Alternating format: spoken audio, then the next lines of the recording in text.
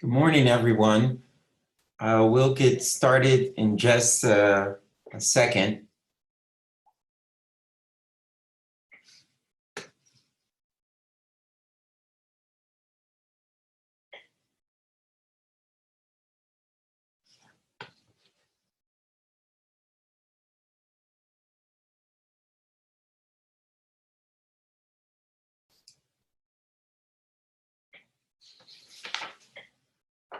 Okay, I think we should get started given the time.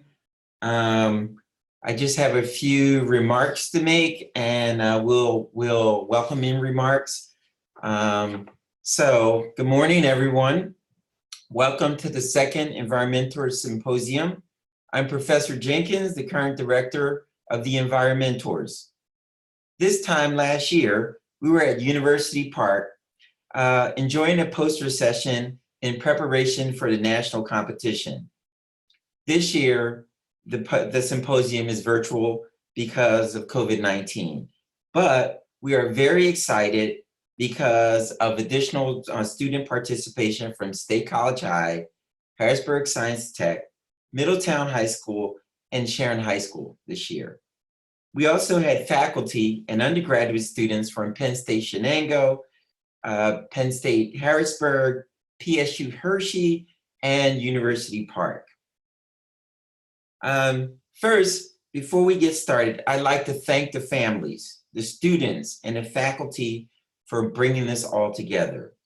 This morning, we have 12 presentations from 3 campuses in 2 sessions and a short break.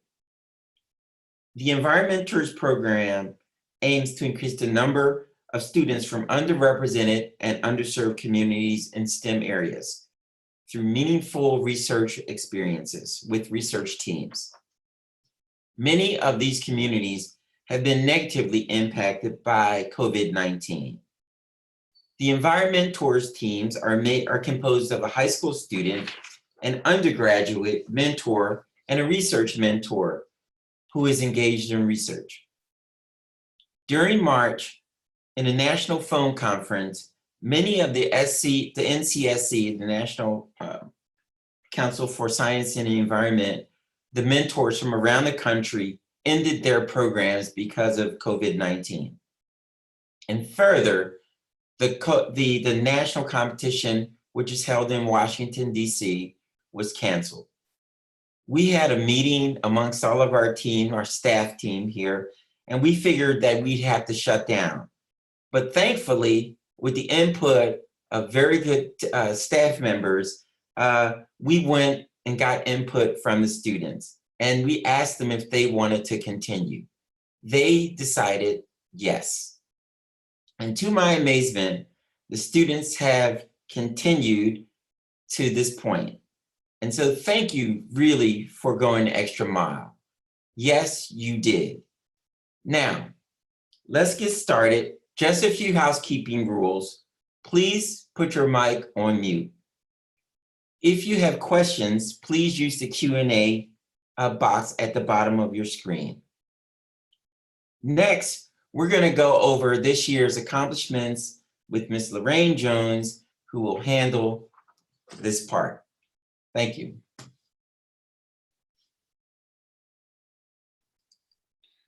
Hello and welcome once again. We are Penn State, EnvironMentors, one campus, many branches. I'm so honored to be part of the EnvironMentor team. Our program goal is to provide STEM educational opportunities and engagement for underprivileged, marginalized students. This year, we were able to extend our EnvironMentors program and offer opportunities to the Penn State and Shenango branch. We are pleased to say that it has been received with many success. These are the pictures and highlights from the beginning of the kickoff at the Harrisburg campus. It would not be possible without the dedicated faculty and staff such as Mitch and others.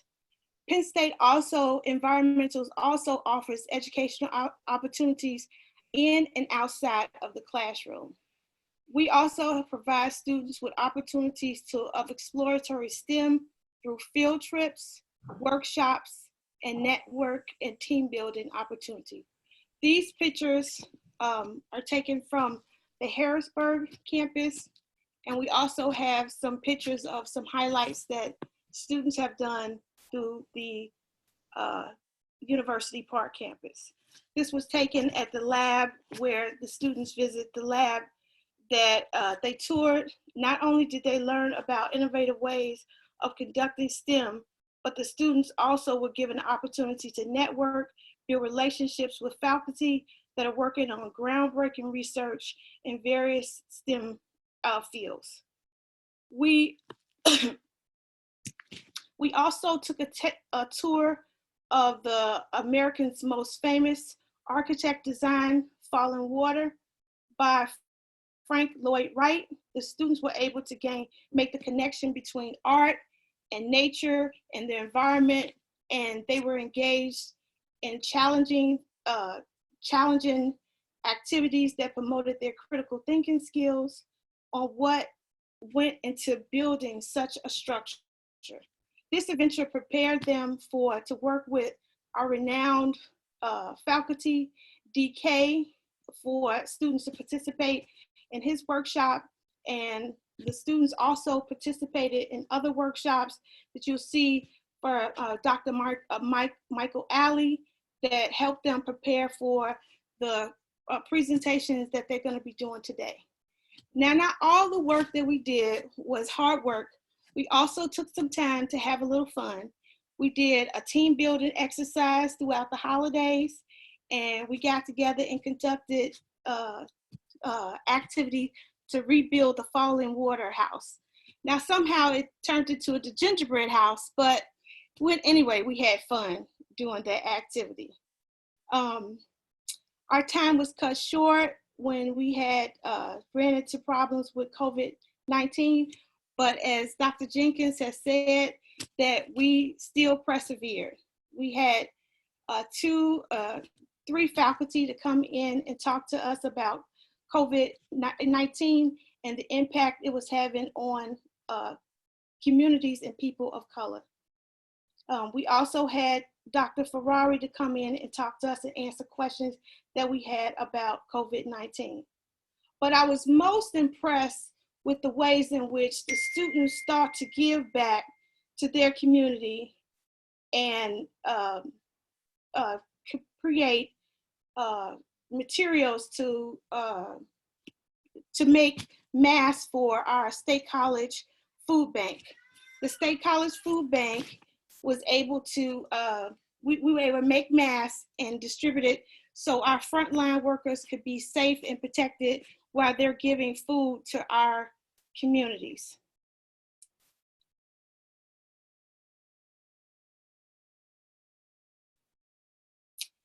I'm just really amazed at what these students have learned and what they have to offer. And I'm looking forward to what they're gonna do to change the world and make the world a better place. Again, I'm so grateful for this opportunity to work with these students, and I'm just looking forward to what they're doing and making sure that we didn't make it to DC this year, but I'm confident that we will be there within the next year. Thank you so much.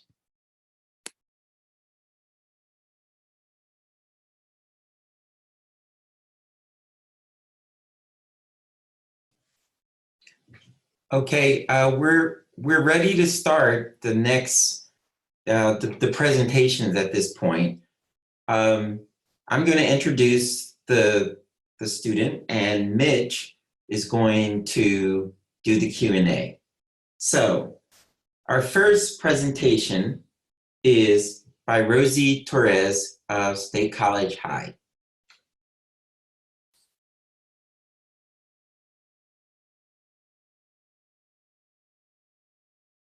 Hi, my name is Rosie, and my research project is about the application of remote data for land use and land cover monitoring. Next. Remote sensing is when scientists observe Earth from a distance, covering large tracts of land and how that land may change over time. We specifically looked at Narok County, Kenya. We explored the land use change in 1990, 2000, and 2018. Most sensing devices record information about an object's transmission of electromagnetic energy from reflecting and radiating surfaces. Optical remote satellite sensing uses this reflected light to detect any electromagnetic energy on the Earth's surface. The energy reflects off the Earth's surface up to a satellite sensor, which records and collects the information to a receiving station in the form of data that is processed into an image. There are two types of remote sensing, active and passive. Active is where it has its own source of energy, where in comparison, passive relies on an external sense of illumination, such as the sun. The level of energy is represented by the electromagnetic spectrum. Satellite sensors can detect lights that we can't see, such as ultraviolet and infrared. Remote sensing systems use a combination of techniques such as optics, spectroscopy, electronics and telecommunications, and satellite launching, just to name a few, to make up the remote sensing system. The Landsat satellites are in polar orbit with the Earth's rotation, so this allows them to see most of the Earth's surface. The imagery from the Landsat series provides a unique resource for people working in agriculture, geology, forestry, regional planning, mapping, education, and global change research. This also helps with emergency response and disaster relief. Just to clarify, as you can see from the picture, the satellite has to pick up a ray, an electromagnetic ray on man-made and nature-made objects. It has to go through the atmosphere, bounce off of those objects back through the atmosphere, and be picked up by the satellite. Next. MODIS, NDVI, and TSPT. MODIS is moderate resolution imaging spectroradiometer, and MODIS NDVI is the same thing, just with normalized difference vegetation index on the end of it. MODIS is not the whole satellite, it's just a key instrument on it. On specifically these two satellites right here, the Aqua and Terra satellites, which are Landsat satellites popular to all of the work people in agriculture, geology, everything that I mentioned earlier. MODIS helps scientists see things such as the impact of clouds and aerosols on Earth's energy budget. It helps scientists measure the photosynthetic activity on land and the photoplankton to yield better estimates on how greenhouse gases are being used and absorbed in plant productivity. It's particularly sensitive to flames and fires, but it can also see where other natural disasters may strike. Specific satellites, such as NASA's NEOS satellite, tracks active fires and wildfires across the globe. And this particular photo was taken from September 2000.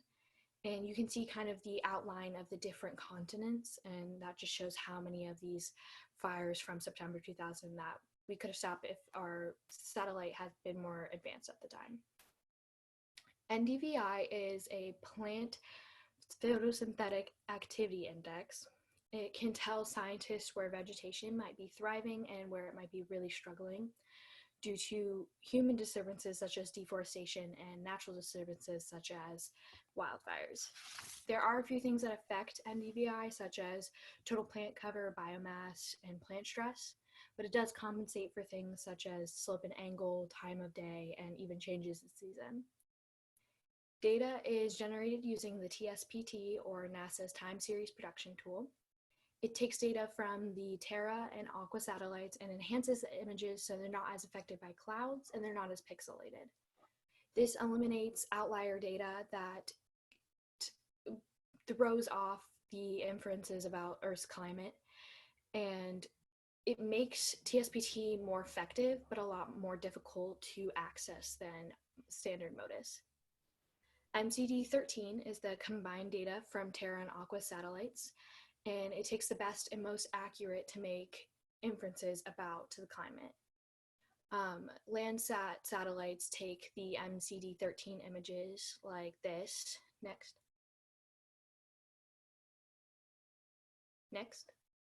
and they single out a certain area. Next.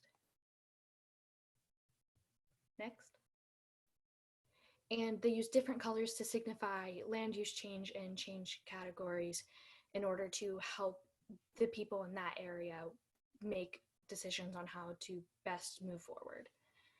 Next. Types of land use and land covered categories. These are just some of the categories, specifically the ones that we used in my project. These are not all of them. Dense forests are forests of where large trees grow very, very close together. Moderate forests are forests with high levels of precipitation and humidity and a variety of trees that lose their leaves in the fall. Sparse forests are vast forests with very, very few trees scattered about. Wooded grasslands are lands covered with grasses and shrubs that cover about 10 to 40% of the ground. Grasslands are areas of vegetation where the land is dominated by grass and shrubs. Perennial croplands are full of perennial crops, which are crops that don't need to be replanted every year. They grow back in the spring, but they do need to be replanted eventually, like every 3 to 5 years. Annual croplands are croplands that need to be replanted every single year by humans. Vegetated wetlands are pastures of land that have surface water all or most of the time.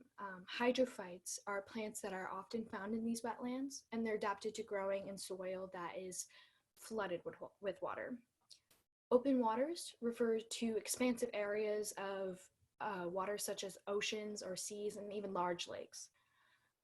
Other lands is any other category picked up by the satellite that didn't fit into one of the other previous categories. Next. This is Narok County, Kenya in 1990. As you can see from both the chart and the picture, the open grassland and wooded grassland is most of what the area is made of. Open water, vegetated wetlands, and perennial croplands are next to non-existent. Next. This is the same area of Kenya, but about 10 years later in 2000. You can already tell that the dense forests, open grasslands, and sparse forests have decreased. Perennial croplands, moderate forests, wooded grasslands, and annual croplands have increased due to more inhabitation of humans. Next. This is Narok County yet again, but in 2018, we can already see the drastic differences. All three types of forests, moderate, sparse, and dense, have been decreased. All grasslands, open and wooded, have been decreased, and perennial croplands even have been decreased in percentage to make room for the drastic increase of the annual croplands. Next. This chart shows a little bit more of a visual of the increase and the drastic decrease of certain land use, land cover categories. This chart includes 2010, which wasn't included in our presentation, but adds in the data from that time that we might have been missing. Next. So why should we care? When our soil or land is aggressively associated with agriculture and deforestation, our quality of land in agriculture and our future is greatly reduced. If we look at even just our hydrophytes from earlier, just one example, they're specifically adapted to soil flooded with water. If we move wetlands out in order to make room for annual croplands, we risk the degradation of their ecosystem and maybe even their species. Runoff is very dangerous to clean water. When runoff comes from large agricultural lands, it's one of the main sources of pollution and clean water in that area of Kenya. The large loss of forests means a large loss of carbon, which is a factor in changing climates. Land use contributes to fires because it's associated with carbon loss and a particular matter released into the atmosphere, which isn't good for human health. As stated brilliantly and perfectly by my professor, Professor Smithwick, these satellites are an important tool for scientists to monitor and measure on Earth's surface at scales not possible for the human eye. This allows a new window for understanding Earth system change. I would just like to say thank you to Professor Smithwick and Brielle and Miss Susan for helping me get through the project and being very nice and understanding when I didn't understand, and Miss Muriel and Miss Lorraine for making all the trips really fun and making me not feel stressed out all the time. Excellent presentation, Rosie. Way to start this all off. It was really well done. Looking in the chat feature right now, I don't believe we have any questions. So if anybody wants to type anything in, we'll definitely welcome them at this time.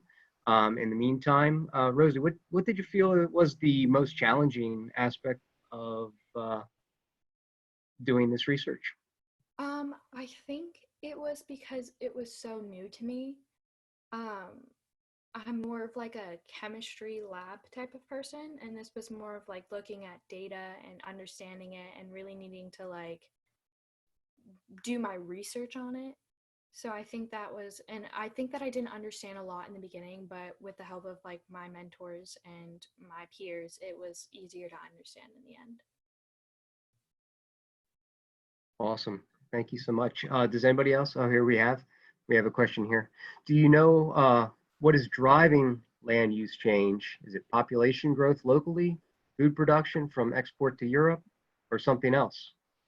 It is population. It's a little bit of both. With more population, you need more food. And so people often in Kenya use that land that they previously had protected to make croplands in order to make food for the growing number of people.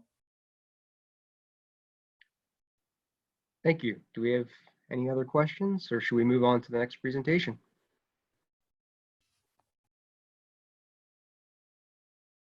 We do have another question. When is the data collected? The data is collected about every 16 days.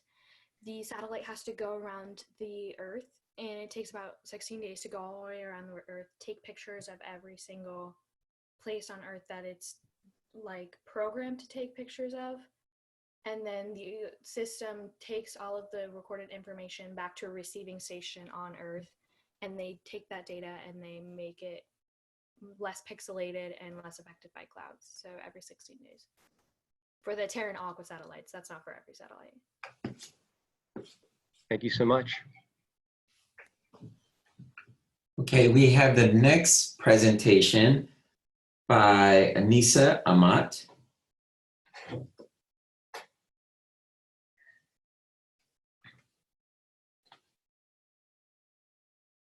Hello, my name is Anissa Amat, and we did our project on lung cancer models with my teammates Dr. Heen Ween and Sabine Asif. Next.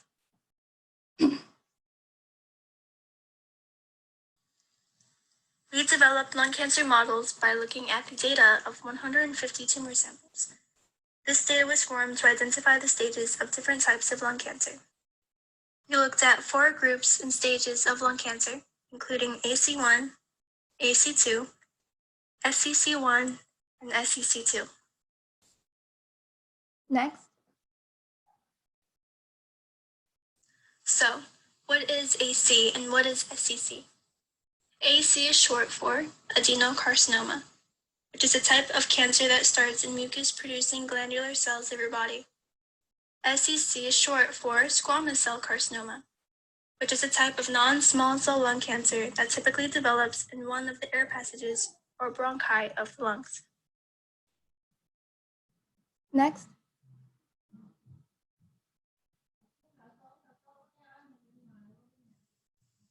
The practical use of our lung cancer models is to help diagnose patients using non-invasive medical procedures.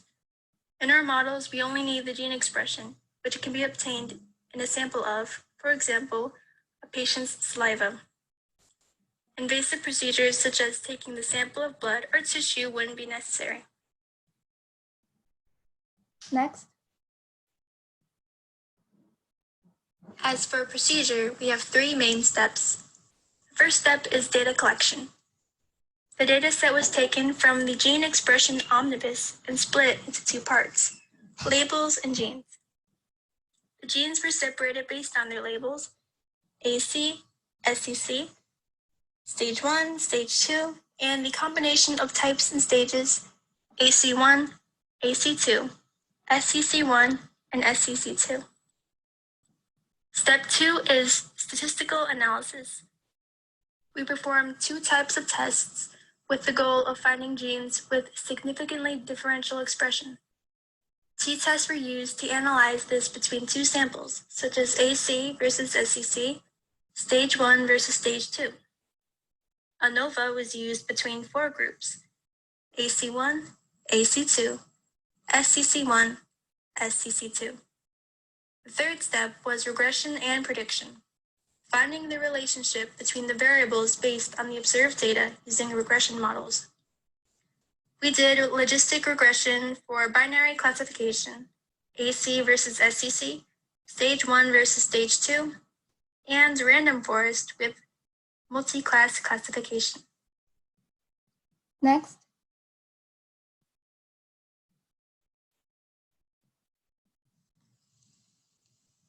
Let's backtrack a bit and go over some vocabulary. So our first words are 2-sample t-test and ANOVA. These are tests performed on the random data samples, each independently obtained from a different given population. The purpose of the test is to determine whether the difference between populations are statistically significant. The t-test is only for 2 samples, and ANOVA is for 3 or more samples. In this case, the populations we observed were the different stages and types of lung cancer. Next. Here is an example of a t-test on gene RFC2.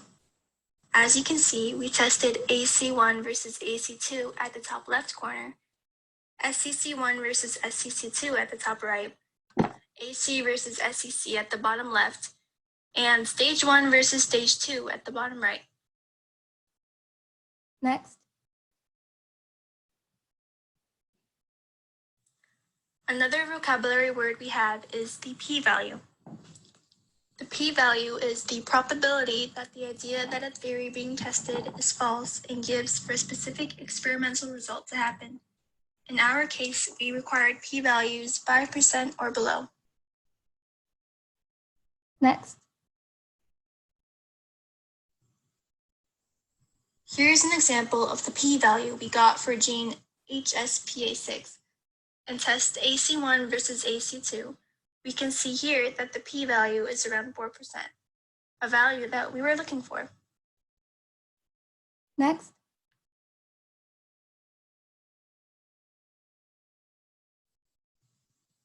Another vocabulary word we have is the logistic regression model.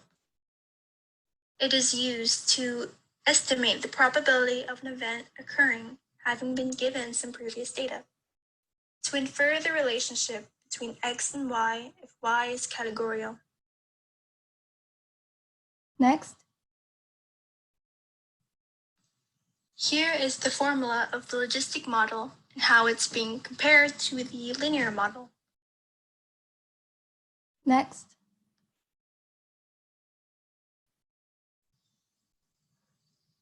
Our next vocabulary word is random forest. It's a model used when Y has multiple categorical values. It reduces the variance of a single decision tree, leading to better predictions on new data. Next. Here is the simplified version of a visual representation of the random forest model. Next. We have the final results of our t-tests. These are the top 10 genes of AC versus SCC and stage 1 versus stage 2.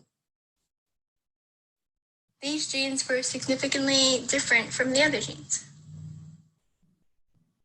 Next. Here are the results of our ANOVA tests. These are the top 10 genes of AC1, AC2, SCC1, SCC2. Next. For our regression model results, we split the data of 150 samples into 2 sets, 120 samples for training the models and 30 samples for testing. To assess the prediction performance of the models, we compute the receiver operating characteristic curve, or in other words called the ROC curve, and report the area under the curve, which is also known as the AUC. The ROC stands for a graph showing the performance of a classification model at all classification thresholds. AUC is used in classification analysis in order to determine which of the used models predicts the classes best. Again, we used logistic regression for binary classification and random forest for a multi-class classification. Next. Here are the ROC graphs of our logistic regression models. Next.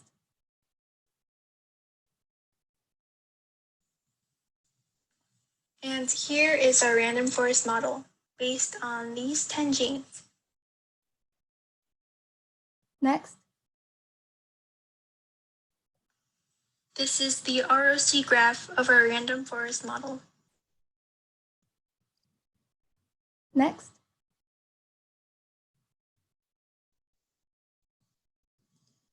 In conclusion, the model to classify AC versus SCC gets the best results with AUC 0.8959 rounded to 90%. The second best model is the one to classify all four classes with AUC 0.7589 rounded to 76%. It is an average number, but it still works in our case. The last model is the one to classify stage 1 versus stage 2 with AUC 0.7014 at 70%. It also works, but it's still an average number. Next. Here is our reference. Next. Are there any questions? Wow, excellent presentation, Anissa. Yes, we do have a question here. It says, beautiful work. How many decision trees are in a random forest model? I'll have to look further into that, but. Okay. Next question from Tom Richard. This is a very interesting analysis and a different approach to cancer diagnosis than I was aware of. Is this something that can be used in a clinical setting? I believe so, but I'll have to look further into that. Okay. While we're waiting for any other questions, I certainly was not using statistics in high school, so excellent presentation. Thank you.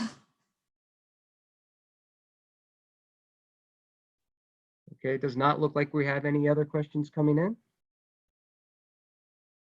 Thank you so much. Thank you. Anissa, that was amazing. So thank you for your great work. Our next presenter is just Josephia L. Adas from State College High. Hello, my name is Josefa Eladas, and I worked with Dr. Fuentes in Cheyenne Land. Initially, we were planning to have a second part to this project. I was going to learn how to put instruments on bees that would record how far bees fly to find flowers, and we were going to compare the differences between rural and urban areas. Because of the pandemic, we continued with the first part of our project, researching the effect ozone has on the scents that bees use to locate flowers. As you can see here, when air pollution damages flowers, they cannot effectively emit the scents that bees use. It becomes more difficult for the bees to detect these scents the farther away they are from the flowers. The blue cloud shows that the scent is stronger where the darker blue is, and the bee on the far right will have a difficult time finding the flowers. Next.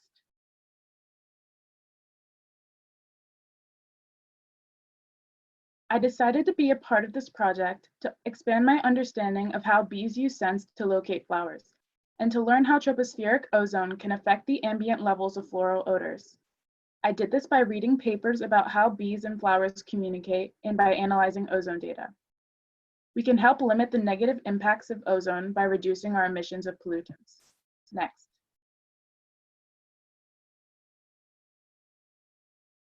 The goals I had for this project were to understand how ozone is formed, to demonstrate how ozone levels vary in rural and urban PA, and to know if ozone destroys the scents that travel from flowers to bees, and if that destruction limits the ability of bees to locate flowers. Next. Here we can see how ozone is formed. Sunlight breaks nitrogen dioxide down into nitric oxide and oxygen atoms. The J represents how quickly the sun breaks the nitrogen dioxide down. Then the atomic and molecular oxygen combine to form ozone. The rate coefficient K determines how fast the chemical reaction occurs. Next. This is another way to demonstrate ozone formation. Ozone is formed when volatile organic compounds or pollutants emitted by chemical plants, cars, etc., chemically react with nitrogen oxide in the presence of sunlight. When volatile organic compounds are in the air masses, these gases serve as catalysts to the formation of ozone. Therefore, formation will occur quicker. Next. Now we are moving on to our analysis of ozone levels, where we took data, created figures, and plotted graphs. Next. These figures illustrate ozone levels on the y-axis, and the levels are expressed in parts per billion. On the x-axis, we have the date from July 1st to August 1st of 2018. The rural location of Center County is shown on the left, and the urban location of Bristol is on the right. Ozone can be degraded by nitrogen oxide, and this occurs more often in cities. Nitrogen oxide is found more in urban cities, and during the nighttime, ozone levels are closer to zero, bringing the average in urban areas down. Because there is less nitrogen oxide in rural areas, ozone levels stay relatively the same. Next. This graph shows ozone levels throughout the day in an urban area. The levels vary from 30 to 70 in the morning and from 70 to 110 in the afternoon to evening. It shows that the ozone is at its highest from noon to 8 p.m. The blue line represents the national ambient air quality standard that the Environmental Protection Agency has set for people. It represents the maximum level at which ozone is considered safe for humans as well as bees, so anything above that is not good for us. Next. On the top graph, the air temperature is shown on the left with the purple circles and blue lines, and the scent emissions are on the right with red circle and green lines. We can see that emissions are higher when temperature is warmer. On the bottom graph, we can see that this time of day is the same time bees go to pollinate. It's the same time bees go to pollinate flowers, and unfortunately, as shown on the last slide, when ozone is at its highest as well as above safe levels. Because of that, we can hypothesize that the highest destruction of scents will be during this time of day. Next. These are common floral scents that bees use to locate flowers: linalool, myrcene, and limonene. These molecules are usually very large. They are comprised of carbon, which is shown as black, and hydrogen atoms, which are white. Looking at their molecular structure, you can see that they each have at least one set of double bonds. The more double bonds the molecule has, the more reactive and fragrant it will be. So you may think myrcene will be the most reactive. However, due to the oxygen atom attached to linalool, it is the most reactive. The oxygen atom makes the molecule more fragrant as well as reactive. Next. When these molecules come into contact with ozone, the ozone breaks down the scents to make them undetectable to bees. We use this knowledge of the reaction and study how quickly these reactions take place. We put this knowledge of how quickly these reactions occur into a computer numerical model. We wanted to know how quickly these molecules react with different levels of ozone. Also, we wanted to know how far away these scents travel from flowers to downwind distances. Next. Here are the results. We used ozone levels ranging from 20 to 120 parts per billion. These ozone levels are within the range I showed earlier in urban locations. So when we have 120 parts per billion, it is shown on the bottom line. On the y-axis, we have the relative fraction of floral scents plotted against the downwind distance. Each line here represents the change in the concentration of the linalool, limonene, and myrcene as the air is traveling away from the flowers and reacting with ozone.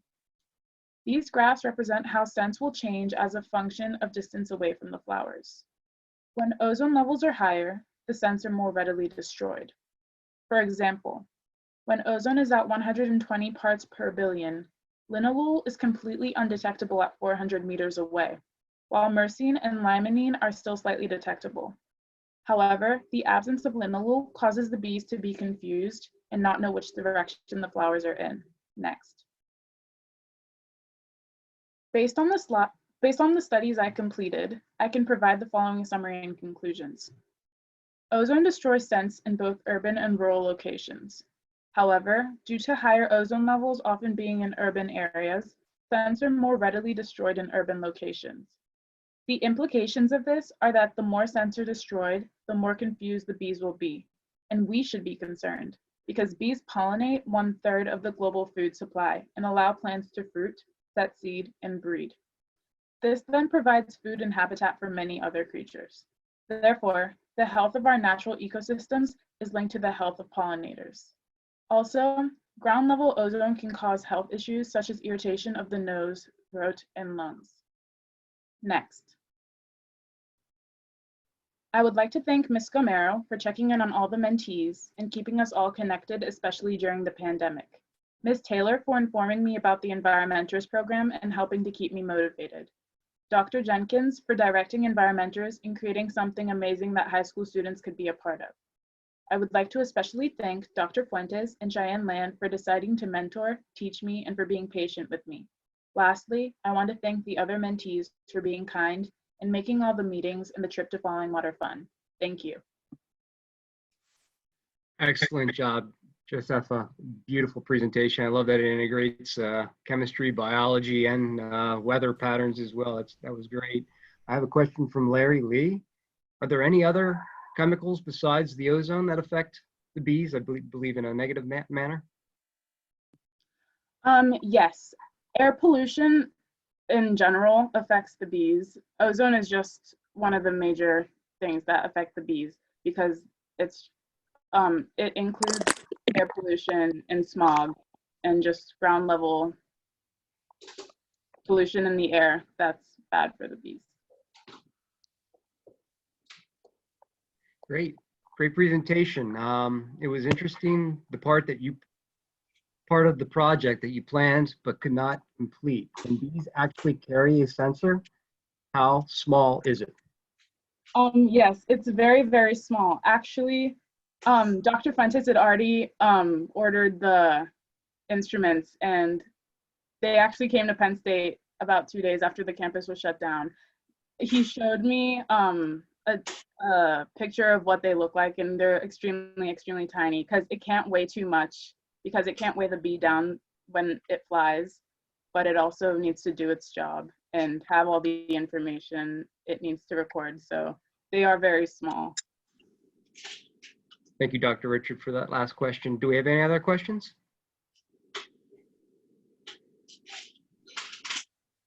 All right. Should I apologize? I did miss a question from the previous presentation. Maybe we can go back to that later, but I apologize for not catching all the questions from the QA as well. Thank you, Josepha. Thank you. You want hot or chilled? Yeah. Chilled is how many? Like 1 minute, just chill.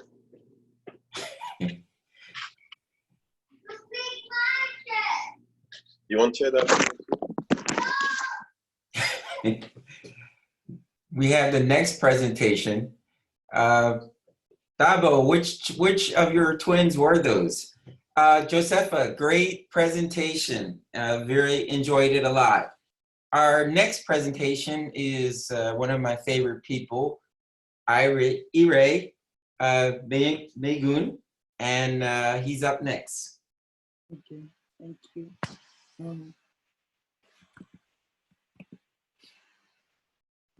Hello, my name is Ire Lubawa Maegun, and I worked alongside with Matthew Arenas and in the read to create our research project, which is creating world-class engineers and adding to the engineering passport to success. Next, please. Right now, the #1 problem in the world is arguably climate change, and a huge part of climate change comes from the engineering sector and the amount of carbon dioxide emitted into the atmosphere by products of engineering like cars, planes, heat, and electricity. And this number increases so much every year, as about 4.6 metric tons of carbon dioxide is emitted by a typical passenger vehicle every year. Climate change is causing irreversible damage to our environment and atmosphere, and this is why it is important to fix the problem of climate change from the base, which is engineering students. Matthew and I believe that if engineering students are introduced to sustainable-minded ideas from the beginning, they can truly understand the problem of climate change and have a solid impact on the future of sustainable technology and the environment. Therefore, our goals were to promote sustainable engineering mindset through the introduction of drawdown goals and solutions with in-action learning through partnerships with campus clubs and organizations. Thank you. Next, please.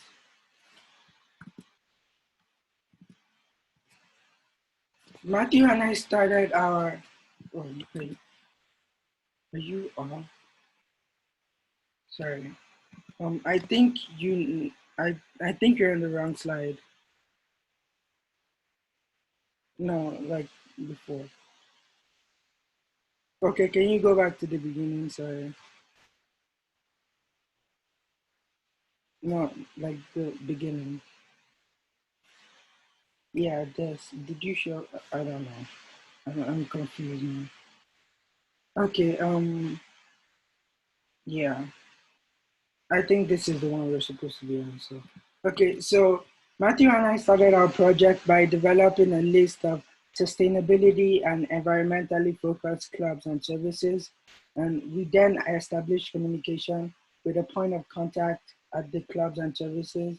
And by working alongside the clubs, ideas on how the sustainable sessions would run began to formulate. Next, please. So, oh okay. Every student in the engineering department is required to take a first-year seminar class. And one of the universal assignments in all first-year seminar classes is the Engineering Passport to Success. And the Engineering Passport to Success is meant to introduce students to university resources, the academic community, and responsibilities as a student at Penn State. And the Engineering Passport to Success is completed by all first-year engineering students. And this is why it's a really good opportunity to use to introduce every student to sustainability. Next, please. So through communications with partners and the clubs, Matthew and I developed guidelines for how a sustainability session would look. And the sustainability session would last 50 minutes. It would showcase a sustainable technology or pathway, and it would have collaborative work and interactive learning, and the location would be accessible to all engineering first-year students. And also it would be offered during the week. Next, please.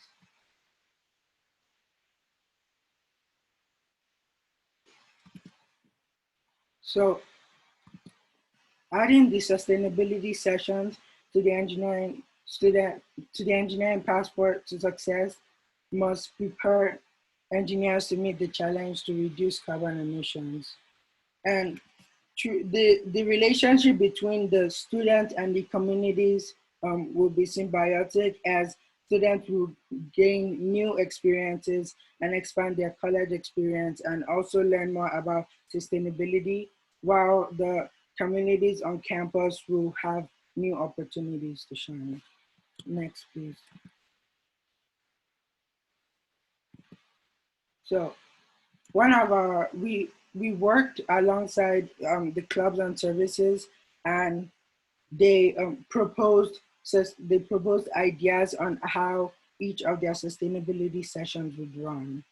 So student dining services proposed a community dinner, eating local picked food for a plant-based meal, and they proposed doing a green to go box impact on carbon dioxide reduction compared to using styrofoam, and he proposed doing a lesson on methods to be deployed to cut down food waste. Next, please. So the student farm clubs proposed a life cycle assessment on the plastic used for the high tunnel.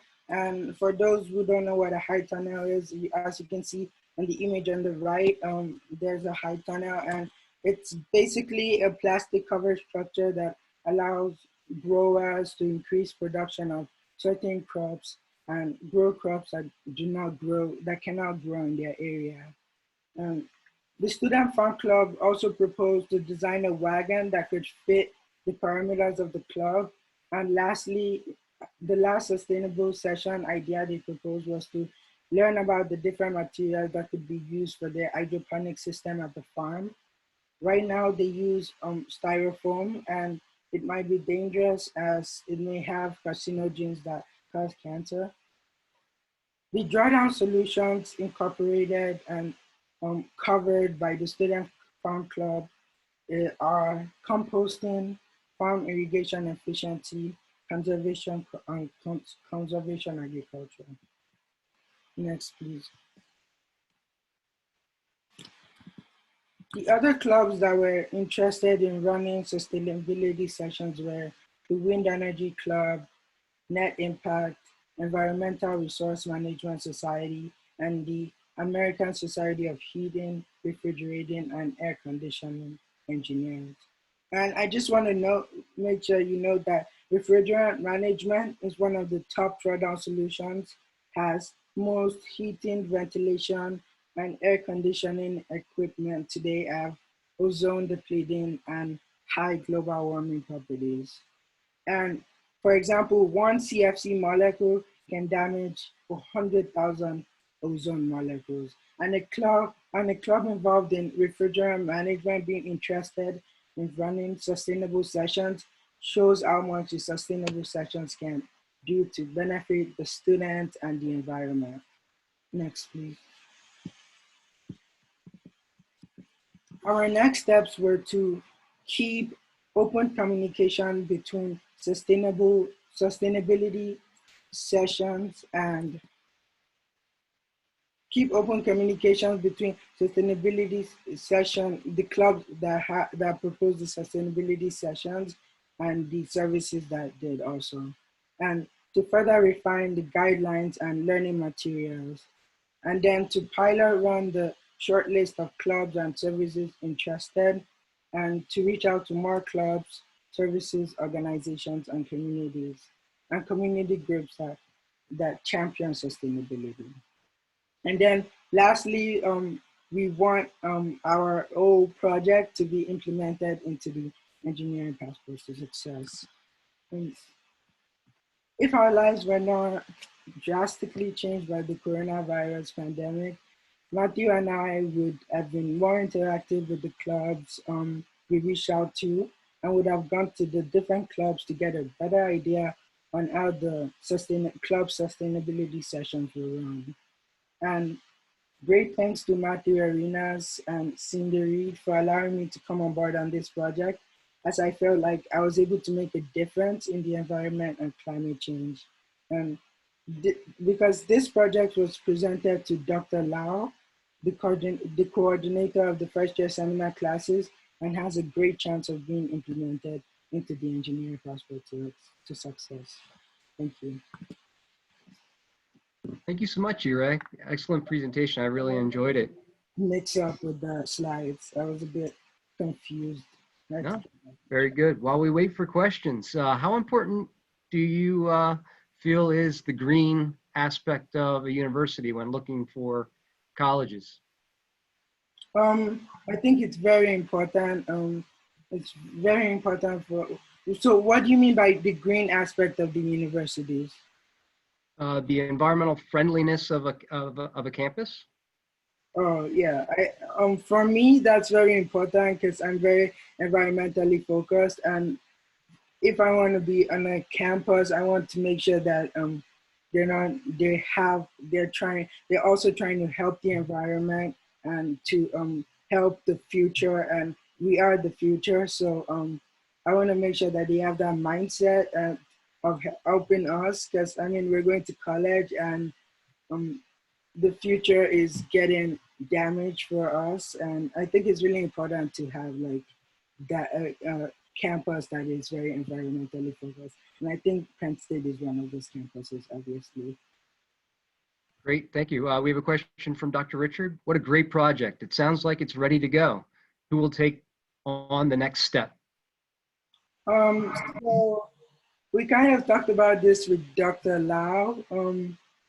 So Matthew Arenas, which is my mentor, might work on this project after with another group of people, and they're gonna try and get this project up and running and to get it to be the best it can be, to get more clubs involved, and more clubs being involved means that there's a lot of diversity in the clubs, and there's new things that students can learn. So yeah, like that's what they're gonna do. I'm not gonna be able to work on it further than this, but you know, I'm happy that I got to do it so far. Thank you so much.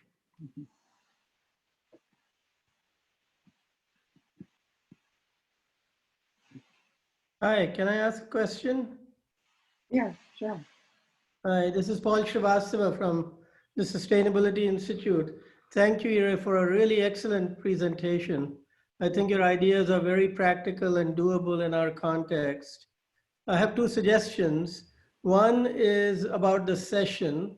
I think focusing on technology alone without providing some context, the social, cultural, economic context, might be a little limiting. So I would suggest for the session to use the United Nations Sustainable Development Goals as a general framework. And then within that context, I think all the technologies of drawdown make a lot of sense, and because they contribute to different sustainable development goals. The second suggestion is that we at the Sustainability Institute are very interested in seeing programs like this implemented. And I would point you to Perry Drips, who is our coordinator for student clubs. He has identified over 100 clubs that have an interest in different aspects of sustainability. And he might be able to help you both find more clubs to disseminate through, especially since you can't be on campus right now due to the COVID shutdowns. But excellent presentation overall. Thank you. Thank you.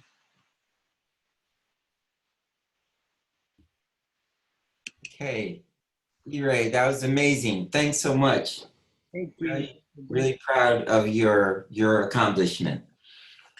Our next presentation is from Juan Flores, and he's from Sharon High School in Western Pennsylvania. Juan? Okay. Good morning. My name is Juan Flores. I'm an 11th grade student at Sharon High School in Sharon, Pennsylvania. I did my research about 3D printing conditions for effective surface uniformity for biodegradable polylactic acid with the supervision of Dr. Matthew Caputo, Assistant Teaching Professor at Penn State, Shenango. Next, please. Introduction. In this study, we analyzed the surface composition of samples under different 3D printing conditions. In order to understand what the project is about, we should know first what 3D printing is and how does this process work. Three-dimensional printing is a process where it is possible to create a solid object from a digital file. The way it works is by fusing materials such as plastic, metal, ceramics, or even living cells in layers to produce a 3D object. The process that we use is denominated fused deposition modeling. Next.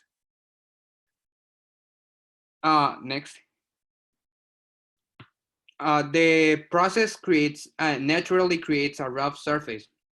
This can be seen in the printed needly line on the bottom part, which looks very rough. Our main goal is to determine the printing conditions that would generate a smooth surface for next.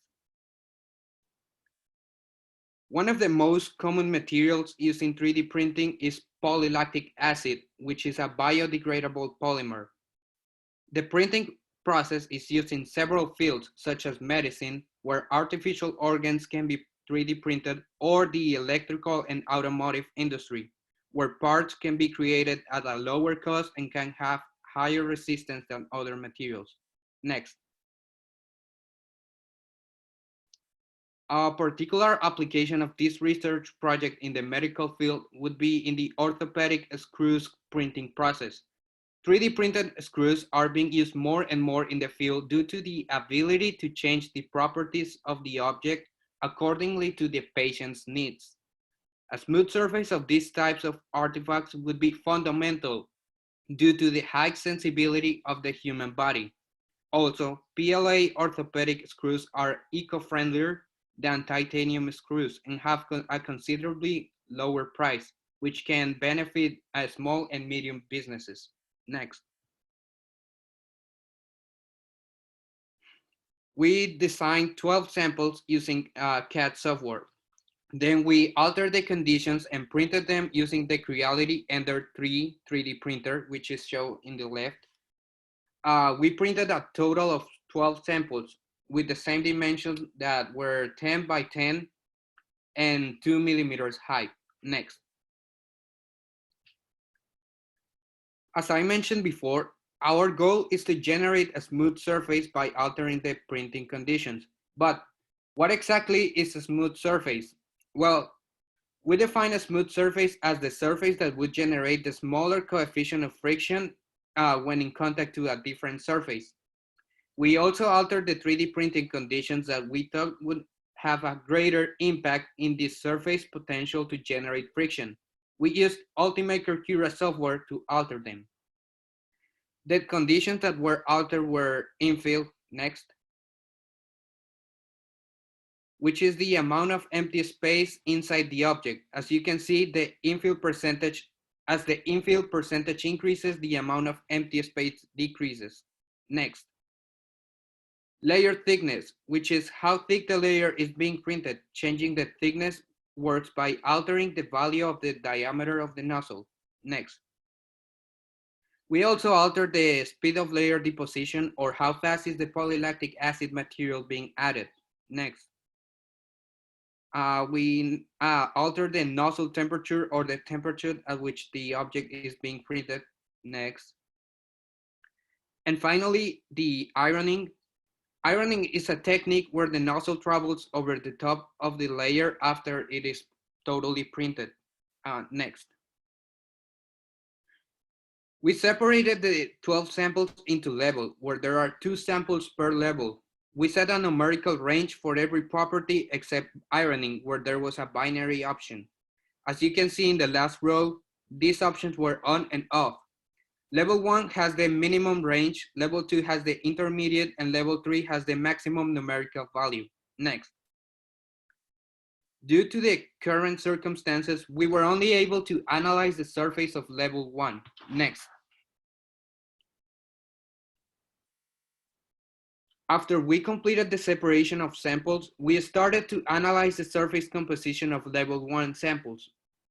We used an scanning electron microscope, or SEM, in this study. Using the SEM, we were able to get a good quality picture with many details in each sample.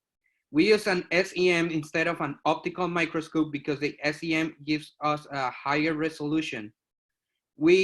After we took the pictures, Oh no, before we took the picture, we put a metallic layer over the surface so the sample could be recognizable to the microscope. However, it should be emphasized that this alteration did not change the topography of these samples. Next. We took a picture of the sample, and as you can see, it is very detailed, considering that the scale is 300 micrometers. After we took all the pictures of the level 1, we used ImageJ software to get measurements at a scale. Next. Results. Firstly, we did a reconstruction of the samples with several pictures that we took in order to explain some conditions that would affect the coefficient of friction. Features like gaps or non-uniform patterns would increase the coefficient of friction. We divided the analysis by regions of the sample. We started with the central, then the edges, and lastly the top and bottom of the sample, and we compared both level 1 iron on and iron off simultaneously. You can already see the physical difference of both samples, which would be later confirmed with our measurements. Next. For the central region, the two samples were very different. As you can see, level 1 iron off presented more visible gaps in these regions. Next. We measured these gaps and found that the average width is 0.3558 millimeters. Next. The edges were also very different. We noticed in the image reconstruction that the length between the outer edge and the intersection between the inner edge and the central region in level 1 iron off was significantly greater than in level 1 iron off. I hypothesized that the reason behind this was because the material was better distributed in level 1 iron on. So even though there might be gaps in the edge, these were covered by the surface. However, further investigation would be needed to know the influence of the material distribution. Next. We measured the distance between the outer edge and the intersection between the inner edge and the central region material. And the measures just confirm our claim. The distance in level 1 iron on is 355.8 micrometers, while in level 1 iron off is 1.48 millimeters. It is remarkable the difference, which is noticed by only looking at the units of measurement. Next. A consequence of a higher distance between the outer edge and the intersection was that gaps that were supposed to be under layer are now visible. Also, the right side in particular presented unseen gaps. These were represented by the color green. And this could have been created from a non-uniform material distribution.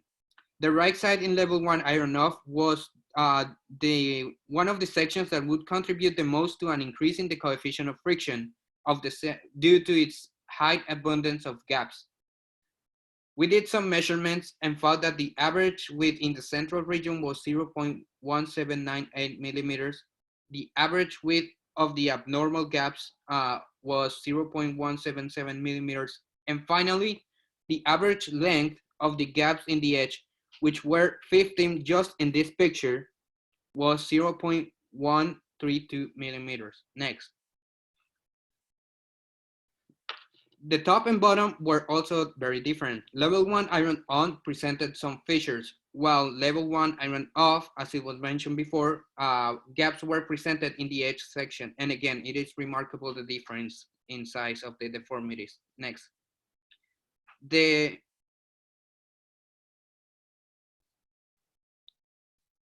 fissures have an average length of 266.37 micrometers. Next. While the biggest gap in the edge of level 1 iron off has an average width of 0.514 millimeters. Next. Based on the data, the number of gaps in level 1 iron off are significantly greater than in level 1 iron on. We also concluded that the average gaps length and width in level 1 iron off were greater than in level 1 iron on. Based on all the information available and by the definition of uniformity itself, we concluded that level 1 iron off sample has a greater coefficient of friction than level 1 iron on. We will further analyze these samples not only with the S.E.M, but also with an atomic force microscopy. or AFM, which will give us details of the surface at a particle level. Next. Now, some acknowledgements. The first one is to my advisor, Dr. Matt Caputo, which guided me through the whole research process and supported me in every step. The next one is to Dr. Schaefer, a very active member in the Penn State Shenango community. She introduced me to the EnvironMentors program, which I'm very grateful for. And finally, Muriel Gumar, the coordinator of the program, which made this experience possible. Thank you. Do you have any questions? Thank you so much, Juan. Excellent presentation. Another top-notch presentation today for sure. While I wait for questions, would there be any advantages to having imperfections in a 3D printed material? Actually, there could be some advantages in the manufacturing industry because they want a higher like a higher resistant material. So and they also want they can use the friction. They can use materials with higher friction to, I don't know, maybe cut some metal or something. So a greater coefficient of friction would help. So that could be also help. Thank you, thank you. Another question. Very interesting comparison. I want my screws to be iron on, but is this material as strong as titanium? Well, for hardness, I would say yes, it is as strong as titanium. However, since it is biodegradable, it could last less than titanium. For example, in the human body, it could like the screw could degrade between like 6 months and 1 year, while titanium, I'm not sure, but I think a screw can last between 1 year and 2 years. However, the PLA screws can be produced at a lower cost, which is a great advantage. Absolutely. Thank you, Juan. Thank you. Any other questions? No, we have no other questions at this point. Okay, thank you. Thanks, Juan. That was a super presentation. Our next speaker is a super student from Harrisburg SciTech, and so I feel slightly biased on the next presenter, which is Juan Pham. Good morning, everyone. My name is Soon, and the faculty advisor is Dr. Gregory Jenkins and Dr. Christine. My mentor is Mary, and I will be speaking to you about the respiratory effects that household air pollution has on women and children in Senegal. Next. So Senegal is a West African country with about 20 ethnic groups and has an estimated population of around 14.3 million individuals. And French is the official language, but it's only used by the literate minority, and many people in Dakar do speak some English, but the local languages include Wolof, Pulaar, and Serer. Next. The capital of Senegal is Dakar, and Senegal is located just above the equator. Throughout the year, the temperatures hover from warm to extremely hot. The coolest temps range from 18 degrees Celsius to 27 degrees Celsius, and the dry seasons run from November through May with cool winds, and from June to October is the rainy season with hot and humid weather. Next. And as shown in the pictures, these are common cooking methods that people in Senegal uses to cook. In low-income communities, non-electrical fuel sources are typically the main cause of household air pollution, and human respiration is affected by the use of polluting fuels such as coal, wood, gas, tobacco, and incense. Next. So about 4 million people die prematurely each year from diseases caused by household air pollution, such as chronic pulmonary disease, lung cancer, pneumonia, and stroke. Women and children are those most at risk because they're exposed to household air pollution on a day-to-day basis. Next. So my partner and I drafted a survey that was focused on finding the correlation between indoor air pollution and respiratory diseases. A total of 10 doctors were able to take part, and these are pictures of the National Children's Hospital located in Dakar, Senegal, where doctors who participated in our survey worked. Next. And these are the questions that were sent out. The questionnaire mainly consisted of questions about household air pollution, the illnesses that it may result in, and possible symptoms that may be displayed by patients. Next. From analyzing the survey, we were able to find that atmospheric factors such as dust and carbon dioxide are the main risk factors for respiratory illnesses found in women, and fuel and indoor pollutants are considered to be some of the main contributors to illness. And as a result of illness in women, symptoms such as breathing and eating difficulties surface along with complications that can disturb the normal course of pregnancy. Next. So it's found that factors such as degree of exposure to household air pollution, age of individual, along with sensitivity and type of diseases all play a part in how long it takes for the symptoms of illness to appear.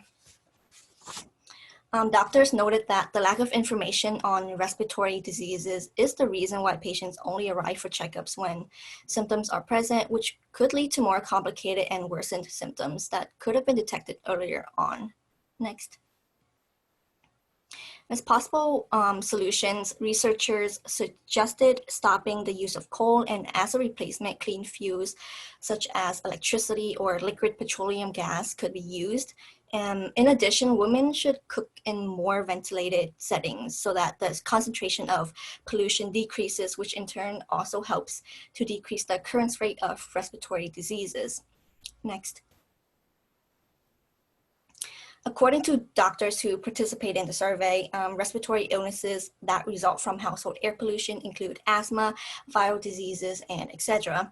And respiratory symptoms have a chance of causing miscarriages or birth defects in pregnant women. Next. In conclusion, the purpose of this project was to determine the health effects of household air pollution in women and children. We found that low-income communities resort to using cheaper biofuels, such as wood and coal for cooking, so they're more exposed to harmful fumes. And smoke from cooking sources, such as coal, contains carbon monoxide and dioxide. So from inhaling the smoke, it can result in health effects, such as breathing difficulties. Next. We concluded that it's important to identify symptoms of respiratory illnesses early on so that preventative measures can be taken, and in addition, complications such as respiratory illnesses and disruptive pregnancies may be reduced with more kitchen ventilation. Next.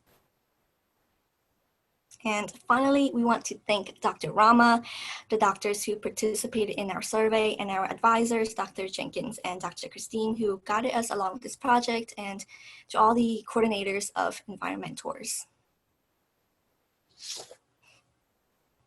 Thank you, Sean. Excellent way to end the first session. While we wait for questions, what did you find most enjoyable about this? I found the research enjoyable, because it was fun learning new facts. We have some questions coming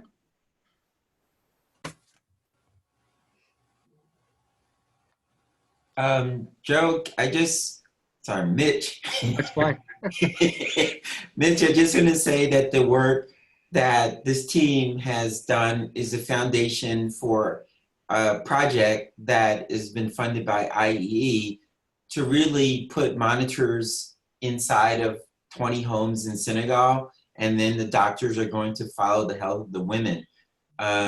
This was tough. I'm really glad that the students stay with it because they are dealing with COVID-19, and I'm, again, extremely proud of the team here. Excellent.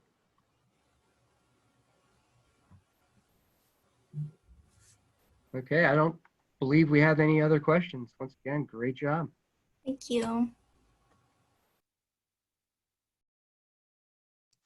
Okay, well, we're gonna take a break, a 5-minute break. We're 5 minutes ahead of time, but we'll start up in about 5 minutes or so for session 2, please come back, get your coffee or your sweets, and come back for session 2.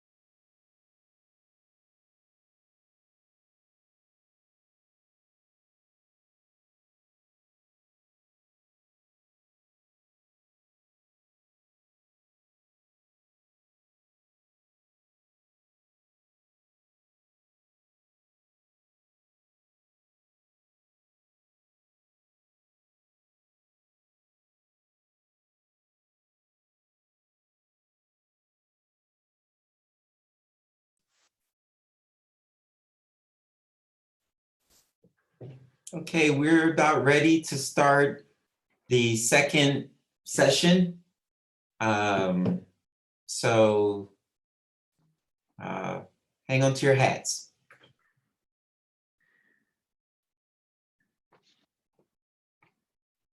Okay, our first session, or I'm sorry, our first presentation in our second section is a student from State College Area High School, Lily Umbel.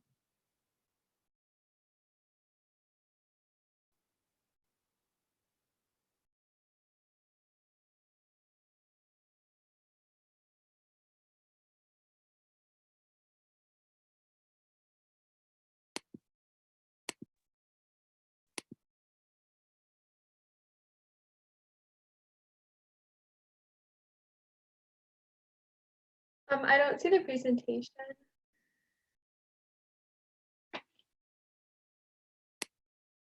Hold on a moment, I'm getting it. Okay, thank you.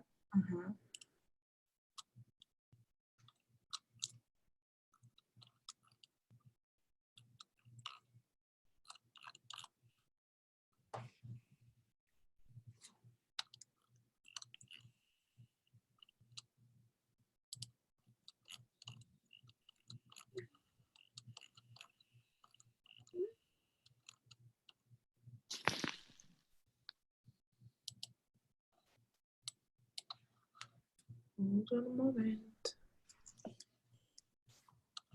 Sorry about that, Lily. I may have jumped the gun a little bit to get us started. No worries. You want me to do another introduction for you, Lily? Sure, it's okay. Okay. From State College Area High School, Lily's about to start her presentation. Here we go.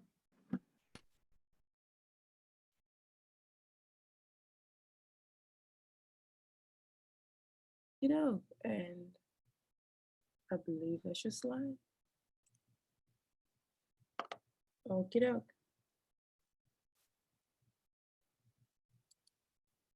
Hello, Lily. We still can't see the slides, Muriel. Yeah, I can't see the slides either.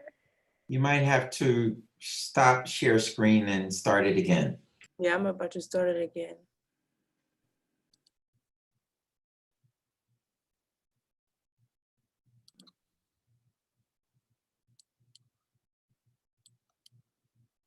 Oh, Lilo, you can go ahead. I don't think that was my first slide. Yes, hold on a moment. Okay. I believe in transferring your slides into this one, your first slide got deleted by mistake. Sorry about that. Can you transition without your first slide? I think I had 2 slides before this. I had a purpose slide and I also had a background. Hold on a moment.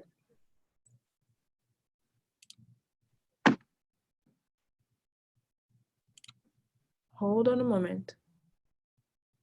Sorry everyone, technical difficulties.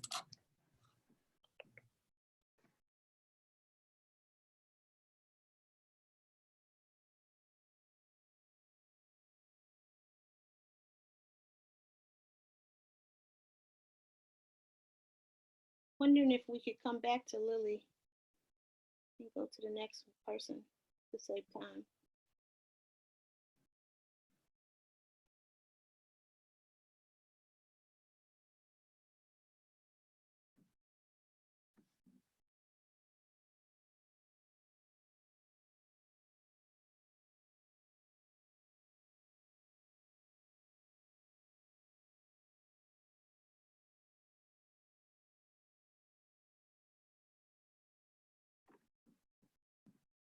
Should I start now? Yay! Thank you. Hi, I'm Lily Umbel. For my research project, I worked with Penn State undergraduate student Anaya Godwin and Professor Dr. Feng Rose Zhu from the Department of Entomology. For our project, we researched the environmental impacts of pesticides used for spotted lanternfly control. Next.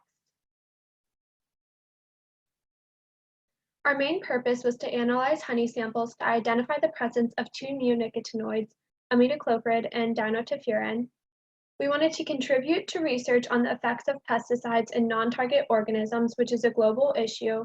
And we also wanted to provide research on integrated management of invasive species spotted lanternfly, and this is a regional and local issue. Next. For background, the spotted lanternfly is an invasive species that inhabits the tree of heaven. This is not the only species that it inhabits. This is just its like main and favorite host. Other trees that it inhabits include grapevines, fruit trees, ornamental trees, and woody trees, and these are all economically important plant species. In 2014, the spotted lanternfly was first recorded in Pennsylvania, and it's rapidly expanded to 26 counties in PA. It's also expanded to other northeastern states such as New Jersey, Delaware, Virginia, and Maryland, and it's beginning to harm agriculture. The reason it's a pest is because it secretes honeydew, which is a sticky substance that allows for mold growth. The main tree it inhabits, the tree of heaven, rapidly grows and produces a toxin called allanthone, which inhibits surrounding plant growth, and this allochemical is important later for us tracing the neonicotinoids back to the tree of heaven. And in order to control the spotted lanternfly, farmers will spray or inject neonicotinoids into the tree of heaven. Next. Our research question was, what are the environmental impacts of pesticide usage on pollinators or other non-target organisms? Because of the way neonicotinoids work, they're able to spread throughout the entire tree, and this causes them to be in the flowers so that organisms like honeybees that use the flowers for pollen in order to make honey could be affected.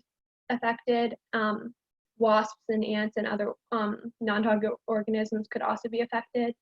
Next. This is a map of the areas where the spotted lanternfly has inhabited in PA. You can see that the yellow area were the existing counties, which includes 24, and the blue area are the counties added in 2020, which is 12 counties, and this just shows how rapidly it's expanding and growing in our state. Next. Those are two pictures of the chemical structure of the neonicotinoids we looked at. They're very effective insecticides, and imidacloprid and dinotefuran were found to be the most effective for targeting the spotted lanternfly. Their mode of action is by affecting the central nervous system of insects by acting as a competitive modulator for the nicotinic acetylcholine receptor. And due to the systemic nature of neonicotinoids, they can spread throughout the entire tree. As I mentioned earlier, they can spread into the flowers, the root system, and this can have a potential negative effect on non-target organisms. And one of those that are really important is honeybees. They're found to be highly toxic to honeybees. The contact acute LD50 is 78 nanograms per bee, and that just means that if a bee was to come in contact with 78 nanograms of imidacloprid, that could wipe out 50% of the population in that colony. Next. Here's a visual of the neurotransmitter and how the acetylcholine receptor is a part of that. I'm not going to go too in detail into the biochemistry of that, but you can see in the smaller picture that because the neonicotinoids have a similar molecular structure to acetylcholine, they're able to bond to that same receptor and stimulate that pathway. And the overstimulation of that pathway is what causes death in organisms such as the spotted lanternfly and honeybees. Next.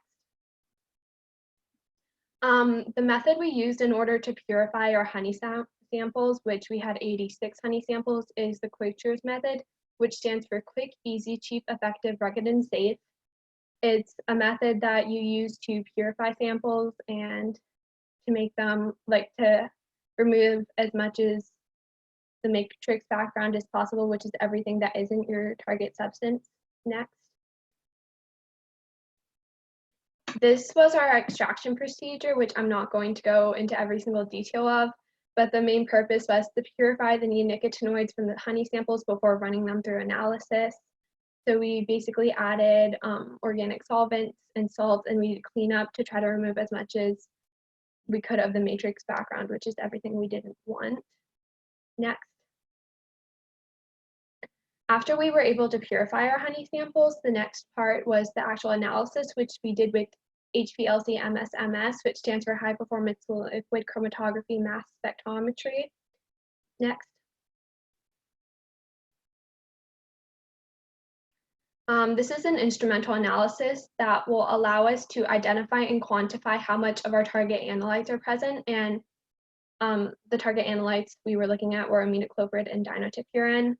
The liquid chromatography will separate a mixture by its components, and it isolates the individual components of that mixture. And that provides us with a chromatograph.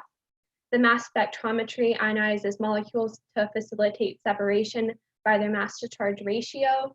And this provides us with a peak area that is proportional to the concentration. And using the peak area, we can figure out how much of the aminocloprid and dinotefuran are present. Next. With preliminary data, we were able to create these honey calibration curves, which would allow us to take the peak area that the HPLC-MS gave us and figure out how much of the concentration was present. We made a graph for each of the different neonicotinoids, and you can see that the R-squared values are really close to 1, which we were happy with. Next. Out of the 86 honey samples we collected, there were 23 PA counties that we were able to collect from. You can see in the graph that the blue dots represent aminocloprid negative samples and the red dots represent aminocloprid positive samples. Next. We did not find any dinotefuran in any honey samples, and dinotefuran is actually the main neonicotinoid that the PA Department of Agriculture uses for targeting the spotted lanternfly. However, it has a very short leaving period, which is likely why we didn't identify any of it. Next. Aminocloprid was identified in 15 honey samples. Next. And the concentration of the aminocloprid ranged from 0.1 to 96.17 nanograms per gram of honey. Next. To put this number in perspective, the maximum residue level for neonicotinoids authorized for human consumption is about 1.8 nanograms per gram, which means that in 3 of these honey samples, there was more neonicotinoid than was authorized for human consumption. Next. Additionally, levels of neonicotinoids as low as 0.1 nanograms per gram could cause behavioral, reproduction, immune system, and colony health problems in bees and other non-target organisms. And this is just in a low dose over a long period of time. Next. Our future studies included detecting the metabolites of dinotefuran from all of the honey samples, and this is because we didn't find any. However, the tree could have metabolized the dinotefuran and it could still be in the honey samples. And even the metabolites of dinotefuran are harmful to bees. And we also wanted to examine the spotted lanternfly host plant toxins, which is the allochemical from the honey samples, so that we could link it back to the tree of heaven and see if the aminocloprid we identified was a result of trying to target the spotted lanternfly. Next. Some of the impacts of this pesticides are really important to agriculture because they allow for increased productivity and yield, and we have to support our growing population's demand for food. However, we also have to consider the negative biological effects they have, such as decreasing biodiversity, habitat loss, and climate change. And pesticides have been linked with a decline in insect and bird populations, one of these being honeybees, which are really important to agriculture. So in conclusion, we need to be conscious of our pesticide usage because we have to consider both the benefits and the consequences with regards to both agriculture and ecology. Next. I would like to thank everyone in the EnvironMentors program, Ms. Muriel Gomaro, Ms. Lorraine Taylor, and Dr. Jenkins for making this program possible. It's really cool the opportunity to provide for high schoolers to be able to do something as cool as doing science research. And I'm really grateful for what you provided for us and also all the trips and activities you organized for us. I want to thank everyone at the Zoo Lab. I want to thank Dr. Zoo for being so helpful and just providing such an amazing opportunity for me to work in your lab, and everyone at the Department of Entomology that also helped with that. I want to thank the technique support from proteomics and mass spectrometry core facility at Penn State, who was able to run the HPLC MSMS analysis for us, and also for the financial supports from USDA, SCRIA, CAP for providing the grant for the research. Are there any questions? Thank you for that amazing presentation, Lily. It was quite impressive. Dr. Fuentes says, it's an impressive amount of high quality of research the students were able to achieve. You also have, the first question I wanted to ask, what was the most rewarding for you participating in this project? What did you find the most rewarding? I think I learned a lot about how like research in a lab is done and what that actually looks like. And I thought that was really cool. And also just seeing how like you can apply like the things you've learned like in school to actual research. I liked that. Mm-hmm. So we have 2 questions here. Actually, now we have 3 questions. This is from Tom Richards. The link to allotones that you plan to explore will be important. Do you have a sense of how much the use of narrow aeroids have increased in Pennsylvania in the attempt to control spotted lanternflies? That's a really good question. I would have to look into that. I'm guessing that because it's become such a major problem and a pest and it's harming agriculture, that farmers are having to probably use more neonicotinoids to target that, but I don't have a like super solid answer to that, but I would guess that they probably had to increase their usage, but I don't have a definite answer for that. I could research that though. Okay. Rich Rose says, well done, Lily. Excellent identifications of the next steps. You have a question from Tom Richards. He said there was a typo in his first question. It's the same question. It's fine. You got it. Okay. So I think, is there any other questions? Anyone else? Any questions? I just want to say that the dean from the College of Agriculture was the one who said great job, and Thank you. he asked about next steps. He asked about the next steps? Yes. Oh, we mentioned that, I mentioned that on a slide actually. Our next steps are looking for both the plant allochemicals so we can link it back to if it was the targeting of the spotted lanternfly, that was the actual imidacloprid. And our other next step was to look at the metabolites of dinotefuran in honey samples. Yeah, this is Rick. I was just wanted to comment that those were excellent choices, and to be able to link the secondary plant compound to the presence of imidacloprid would be really useful because we don't quite know where it's being used out there. It's, as you said, it's not really a primary insecticide for controlling spotted lanternfly. But to look for the metabolites and the secondary plant compounds are really the best way to extract more information out of the data set you have. Thank you. So we have one more question from Dr. Fuentes.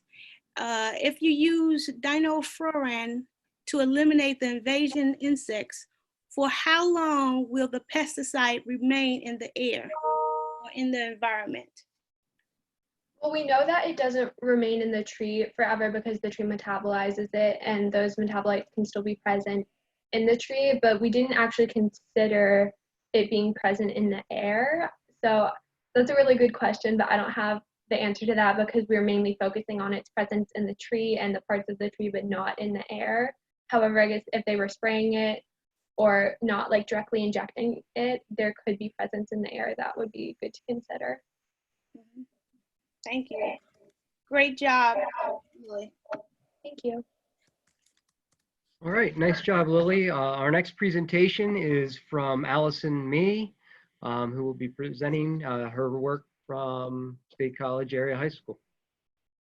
Hello, my name is Allison Mee. I'm a rising junior at State College Area High School. I worked with my undergraduate mentor, Alicia Wellington, Penn State researcher Vanessa Montiero, and Associate Research Professor Natasha Miles to conduct a study examining the effect of methane in the Permian Basin. Although coronavirus did have some implications on our work, we still managed to finish our research because all our calculations were done on Python. Next.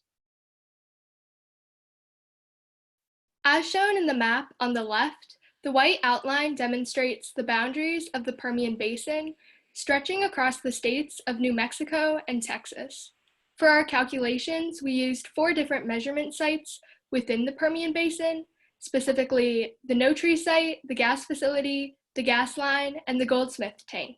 The Permian Basin is home to the most active oil and gas production in the US, having many environmental consequences that should be considered. Next. To provide a brief overview, natural gas is mainly composed of methane. Methane is a major greenhouse gas that can lead to greater air pollutants in the atmosphere. Through this study, we will observe and further investigate the emission rate of methane that came from areas of oil and gas production, with a focus on storage tanks like the ones depicted on the right. These storage tanks often leak methane and other hydrocarbon gases, posing a threat to the environment. Next. Mobile measurements were our primary source of data for this project. Specifically, we used the Gaussian point source plume model for the majority of our calculations, which were conducted in Python. This data allowed us to solve for variables such as the concentration C and the mass emission rate Q. Next. The Gaussian plume model can quantify concentration and emission rates from a point source. The background value is the concentration of methane measured in non-polluted air.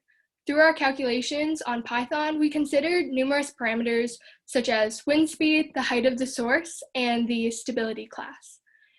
With the model, we can produce the enhancement demonstrating how the measured concentration varies from the background concentration value. However, with the model shown on the right, we had to make a few assumptions, such as the source height and the distance. Next. The image on the right is a graph depicting the methane enhancement in parts per million and the methane enhancement over longitude, specifically at the No Tree site in the Permian Basin.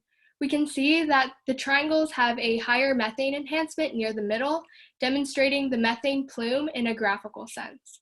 Higher values of methane concentration likely indicate the location of the source, which we found was relatively close to the measurement site. Next.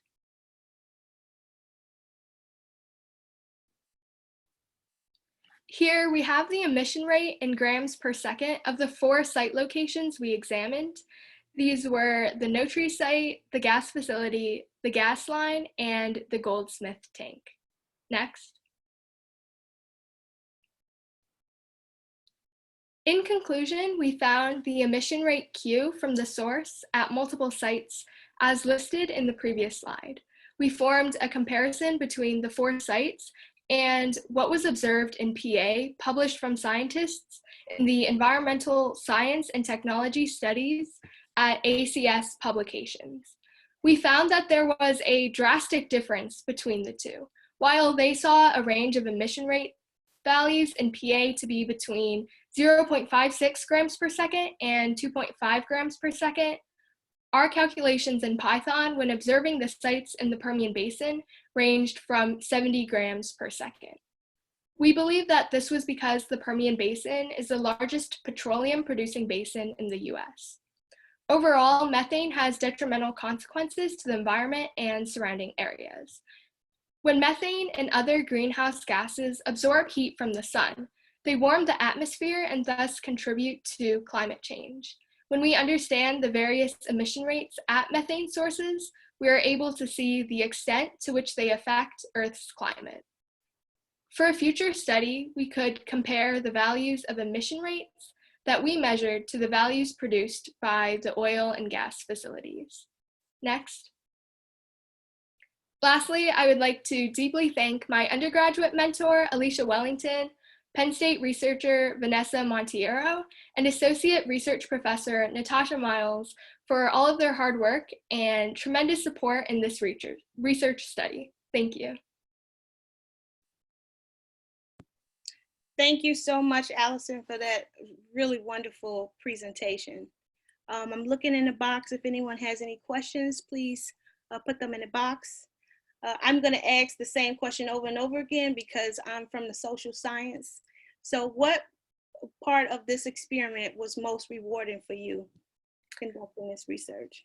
I think most rewarding would definitely be being able to work with my mentors and kind of explore more about methane concentrations in the Permian Basin, and also use Python, since before I didn't really have much knowledge like on Python, and so they really helped me like work through that and see like how we can figure out certain variables through Python.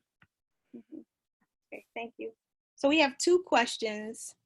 The one is from David Jordan. How would you expand upon this research?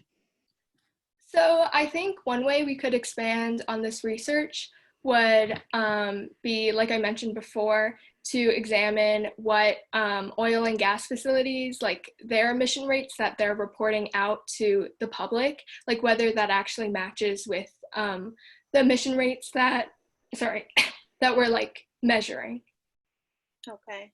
And the second question is from Tom Richards. He says, great modeling work. Is there a way to evaluate if there's a quote unquote super emitter where short-term, one-time, or ongoing in this perimeter sustained basin? I think that there probably would be a way to evaluate that. I would have to look a little bit more into it, but I think maybe if we were setting up more spectrometers or something along that sort where we could measure like methane concentrations at a consistent rate, that could definitely help with that. Okay. Thank you so much, Allison. Is there any other questions? If not, we're going to go to the next presentation. Thank you so much. Nicely done, Allison.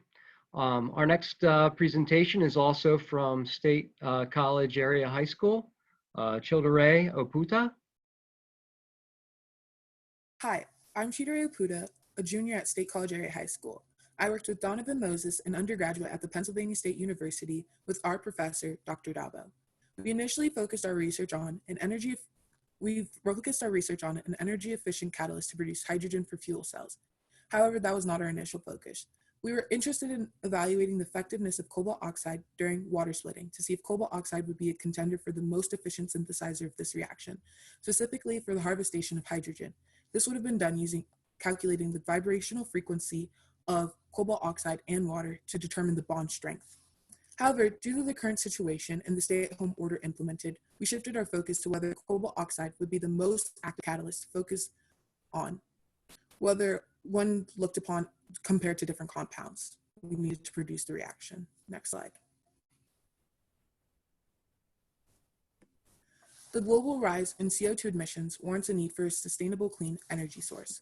From the fueling of mobile cars to the heating of homes, the human population is dependent upon non-renewable resources for the production of energy. Yet not only are these resources limited, meaning they're not sustainable in the long term, but their global implications are immense. The combustion of resources such as oil and coal results in the release of carbon dioxide. This greenhouse gas is known to trap heat within the atmosphere of the planet, thus causing the crisis faced today, global warming. As seen in the figure on the left, within the last 72 years, there has been a significant spike in CO2 emissions from global fossil fuel combustions and other industrial processes in terms of million metric tons. Of the man-made carbon dioxide emissions, the automotive industries, which includes buses, cars, and trucks, contributes up to about 16% of these emissions. Next slide.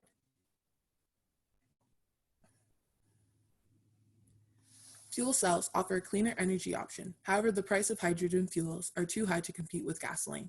There is a new innovative way to produce energy for cars through the fuel cell, as exhibited in the figure on the left. The fuel cell is fed hydrogen through the proton exchange membrane, where the byproduct is water, H2O. However, the cost of hydrogen fuels are far too expensive to compete with gasoline prices. More specifically, the cost of hydrogen fuel is about $5.60 per gasoline gallon equivalent. Therefore, if a catalyst can be used in a water splitting reaction where the byproduct H2O, water, dissociates into hydrogen and oxygen protons, the hydrogen produced could sustain the fuel cell, thus significantly reducing the cost necessary to maintain a hydrogen-powered vehicle. Next slide. Next. That drove us to our question. What would be a cost-friendly, energy-efficient catalyst for hydrogen production? Although we are more focused on the catalyst and how it reacts with water, due to the circumstances, we did not have access to the resources to stimulate that process with cobalt oxide. However, it is significant to evaluate if cobalt oxide is the most active catalyst in this reaction. Next slide. Cobalt oxide may be a possible energy-efficient catalyst for the redox reactions. This image displays the steps of OOH and O2 dissociating upon the surface of a cobalt oxide molecule in the unit cell. Next. In order to evaluate an active catalyst, we must inspect each step of the reaction. As displayed in the image above, the reaction consists of separate steps in order to get the H2O into the hydrogen and oxygen protons we initially want. So we must look at each step and how much energy is required to input into that reaction to get our end result. Next slide. Calculating the overpotential enabled for the determination of the most energy efficient catalyst. We calculated Gibbs free energy for each step to determine how much energy must be input to the reaction. We did this for cobalt oxide, our initial focus, and two other compounds, nickel oxide and iron 2,3 oxide, which I thought were useful to examine based upon the scientific journals and research I looked at. From that, you get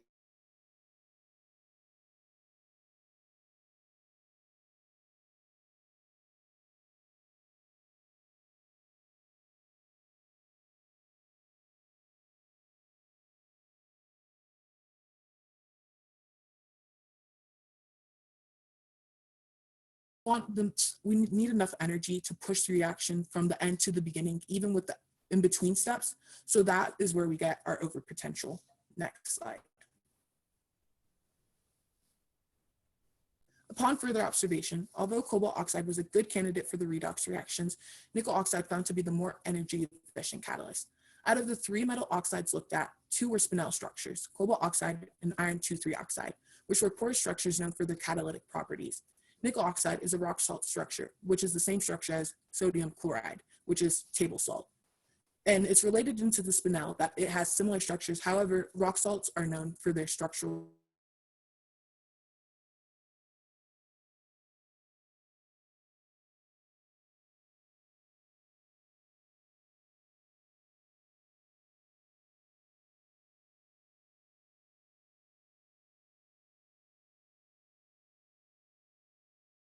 as great as nickel oxide with a 0.64, whereas iron 2,3 oxide had a way higher overpotential. The lower the overpotential, the best it is for being energy efficient in terms that it requires the least amount of energy and voltage to be input to synthesize the reaction. Next slide. Although cobalt oxide was a good candidate for the redox reactions, the low overpotential of nickel oxide indicates it's a more energy efficient catalyst. As you can see on the volcano plot to the right, nickel oxide and cobalt oxide are in the dark middle area, which indicates they are prime candidates for the water splitting reaction. With nickel oxide being towards the peak of that area, it is the most active catalyst. Just like a regular volcano, the most action potential is seen at the top, at the peak, where the eruption occurs. So in order for a compound to be considered the great prime candidate for this reaction, you want your catalyst to not only be towards the middle area, but you want it to be at the top. Therefore, nickel oxide has the best potential for being the catalyst that requires the least amount of energy to be put into the reaction, as seen displayed on the left for this reaction. Based upon the findings, the structure I found nickel oxide seems to be the best catalyst for this reaction. However, it needs further research in terms of determining bond strength to see how hydrogen oxide dissociates on its surface, like our initial research plan with cobalt oxide, and other tests to determine if it's the best for this reaction. Most importantly, whether the material is the most cost-effective for mass production, longevity, and affordability for the average consumer, in order for the benefits of hydrogen-fueled automotives to be seen. Next slide.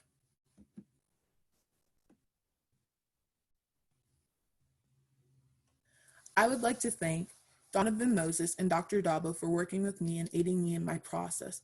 I'd like to thank them for their mentorship and allowing me to be part of this great research opportunity that I'm so thankful I got to be a part of. I'd also like to thank Sierra Chandler and James Goff for their work with this project. They were really of immense help, especially with the change in direction. Lastly, I'd like to thank the EnvironMentors programs, my peers, Dr. Jenkins, Ms. Lorraine, and Ms. Merrill, for allowing me to be part of this unique research opportunity. The program has afforded me so many new skills and experiences that I'm forever grateful for. Thank you, Cheetah Ray. That was awesome. So of course, I'm gonna ask this question to everybody. What was the most rewarding for you as you did your research? I think it was just very cool to see the computational side of research, because I'm so used to field type research where you actually go in and actually get more hands-on experience. So it was just a different type of approach to research where we did stimulations.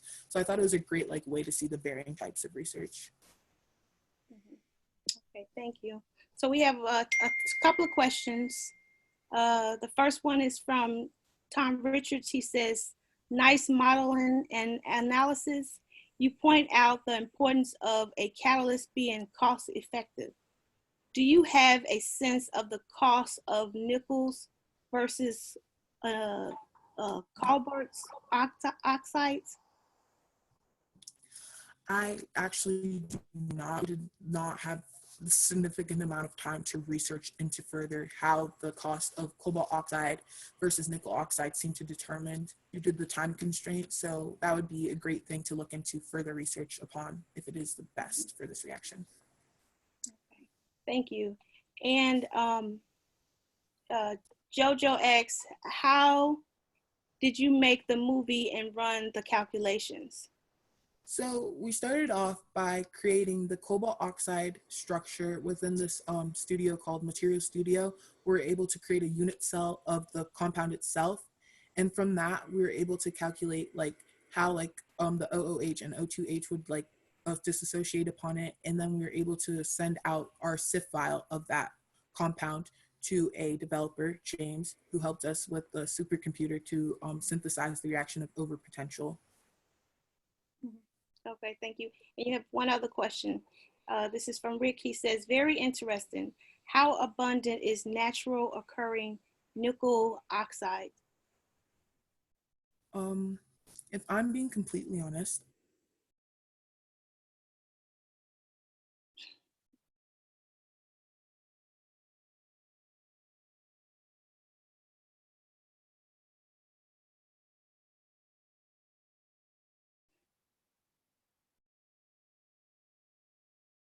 results that I saw in other people's research labs. So I think that would be a great thing to talk about in later future. Okay, I'm sorry. Can you repeat that answer? Because you got cut off. Oh, sorry.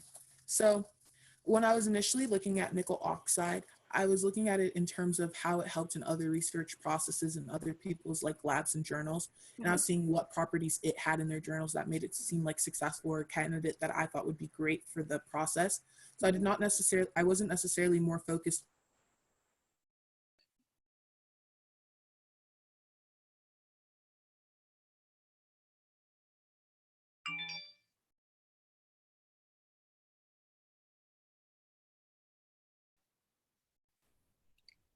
Okay.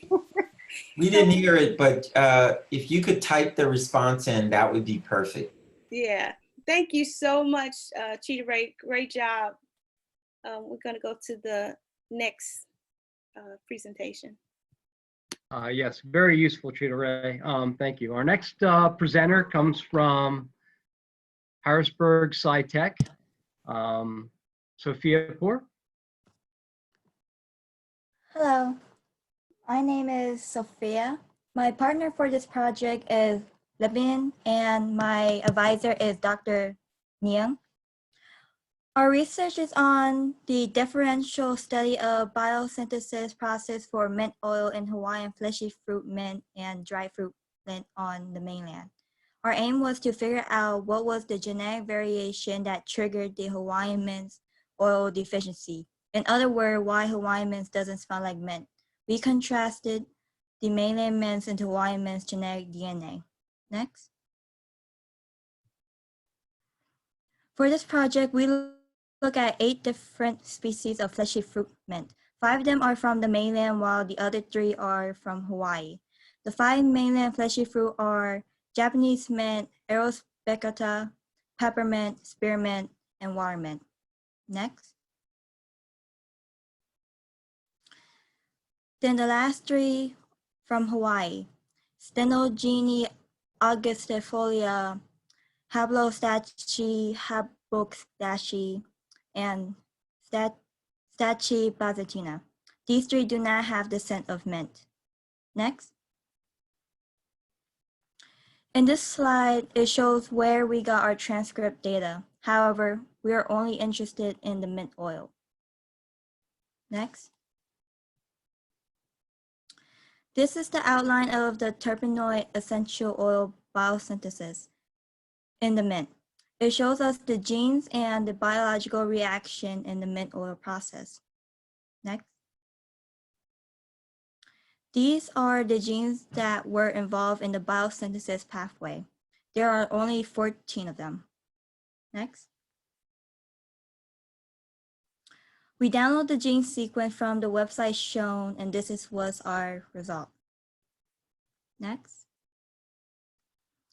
To get the necessary data from the genes of the mint oil, we download a software called Callisto on the computer we were operating with. This software is used to measure transcript abundances from RNA sequence bulk and single cells data, or more commonly AIM sequences, utilizing high throughput sequencing reads. Next. Running Callisto was a 2-step process. When quantifying the gene expression, we need to use both input and output. An input is a DNA series of FASTA files from a gene and mRNA transcript. A FASTA file is a text format containing the nucleotide sequences. The excess of that gene is the output.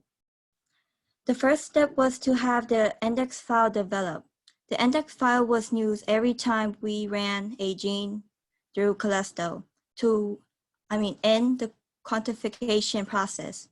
Callisto index boson index from a FASTA format file or target sequences. We entered into the Callisto program with the following command. The second step was to quantify each gene expression. The quantification algorithm is run by Callisto Quant. For each developmental stage of each species, we repeat the process. Next. Once we successfully ran Callisto, we got the following abundance result for both premature stage and mature stage for the mainland fleshy fruit mint. Next. The chart that is displayed are the result for Hawaii fleshy fruit mint. The abundance findings were intended to establish a correlation with biosynthesis pathway. Next.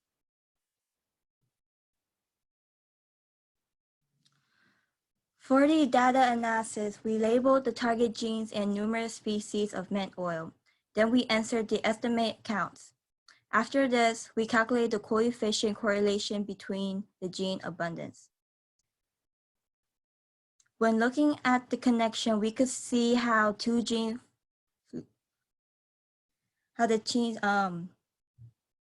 to see the relationship between 2 genes. If the graph is close to 0, it indicates poor correlation, but if it's close to 1 or -1, it implies a strong correlation. If the coefficient of correlation is positive, then the gene pair will have a supportive relationship. However, if it's a negative, the genes will have an inhibitory role on each other. Next.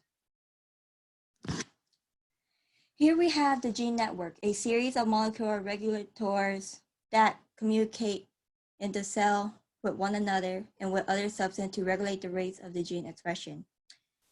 Each node represents a gene. The edges represent a connection. The green line means positive, while the red line means negative. Number of correlation coefficient, the numbers are the correlation coefficient. As stated before, if the number is close to 1 or -1, that means a strong correlation. But if the number is close to 0, that means a weak correlation. Next. The photo on the left is the process of biosynthesis in mint organism on the mainland. The pictures on the right is the Hawaii mint species biosynthesis process. We have a rich network of interaction at the mainland species. Some of the genes in Hawaiian mint population have been knocked out and are not expressed in the biosynthesis process. The pathway for the mint oil, which in control of biosynthesis, was knocked down, and only 6 of them developed a very low activity. In the end, the route was knocked down is the explanation why the Hawaiian mint doesn't smell like mint. For future experiment is to discover why the pathway got knocked down. Next. Here's the acknowledgement. Personally, I would like to thank Ms. Hardy, my biology teacher, first. It was she who introduced the EnvironMentor to me. If it weren't for her, I wouldn't have discovered it. Next, I wish to thank my advisor and all the organizer of the EnvironMentors for giving us this wonderful opportunity to experience this. Thank you. Thank you, Sophia, for that wonderful presentation. If anyone has any questions, please post them. I'm going to ask the question, and I asked the other panelists, what was the most rewarding for you being involved in this research project? For me, the most rewarding is to do the analysis and to see what was the reason why the Hawaiian mint does not have the smell of mint. Okay. Any other questions? Okay, we have a question from Tom Richards. As you think about why the complex pathways was knocked down in Hawaii mint, is the smell functional? I'm not sure, but the smell of mint, but I know it won't smell like mint, but it might smell like something else, like release a different scent. Okay, okay. Thank you so much, Sophie. Next, we'll have our next presenter. Yes, thank you, Sophie. Our next presenter is from State College Area High School, Larry Lee. Hi, everyone. My name is Larry Lee, and today I'll be presenting my research in air pollution. I have been working with Dr. Gregory Jenkins and my undergraduate mentor, Brittany Wooten from the meteorology department. And our research topic is analyzing data collected from cost-effective air sensors that can be especially helpful for health issues related to air pollution in underprivileged countries. Next. The picture you're looking at right now is my hometown, Shenyang. It's a city in northeast China, and yeah, here's a map that shows the location of the city. As you can see from the picture, Shenyang is a heavily polluted city, and part of the reason why I'm doing research in air pollution is because I want to help with reducing air pollution. Next. As you might already know, air pollution is related to a lot of respiratory diseases. Next, please. Next. Short-term effects include exacerbation of asthma, cough, short breath, and nausea. Next. And these short-term effects will soon turn into long-term effects, such as stroke, lung cancer, and cardiovascular disease. Next. So what exactly in air is causing these diseases? I'll be introducing 3 common air pollutants that play a major role in air pollution. The first one is nitrogen dioxide, and the second one is sodium dioxide, and the third one is PM 2.5. For my research, I focused on analyzing PM 2.5, and some of you might not know what that is, and I'll talk about it in the next slide. These air pollutants largely come from factory emission, burning fuel, and biomass combustion. Next. Now I'll be talking about PM 2.5. So PM 2.5 is particles in air with a diameter less than 2.5 micrometer. And human hair is typically around 50 to 70 micrometers. And you can see how small PM 2.5 is. One important thing to keep in mind is that the smallest size human naked eyes can see is around 15 micrometers. So PM 2.5 is not visible to human eyes. Next. And next. And here's a picture of a village in West Africa. If you look at the picture, you might not notice any air pollution around because there's no fog and the air is clear. But as I mentioned before, some air pollutants, such as PM 2.5, are invisible to human eyes. The invisibility of air pollutants might not be a problem for places that can afford expensive air sensors to monitor the air quality at any time. But the problem arises when people in poor countries cannot afford air sensors to monitor the air quality of where they live. So they might live in a heavily polluted area without even knowing it. Next. And let's take a look at expensive versus cost-effective air sensors. EPA sensors, short for United States Environmental Protection Agency, is the expensive sensor that I analyzed in my research. The sensor is expensive and costs thousands of dollars. The data, though, has been tested to be accurate. On the other hand, we have the purple air sensor, which costs only a few $100s, but the data collected has not been verified to be accurate enough for standard use. In the left corner, you're looking at the setup for an EPA air sensor, which is much more complicated than the setup for a purple air sensor on the right. A purple air sensor is the small white container that can be held in our hands. Next. Now I have explained how certain nations can't afford expensive air sensors and the differences between EPA and purple air sensor. I then came up with the following research questions. Is the purple air sensor a reliable device to measure air quality? Does the purple air sensor have a bias compared to standard devices?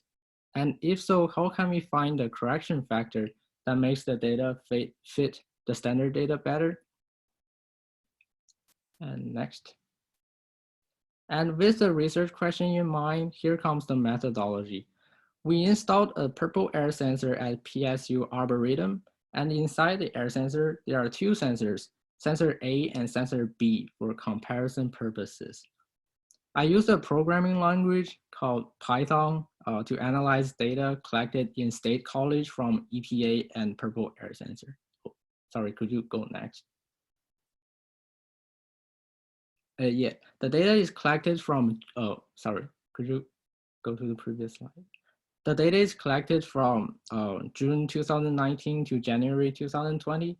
So that includes data from summer to early winter. Yes.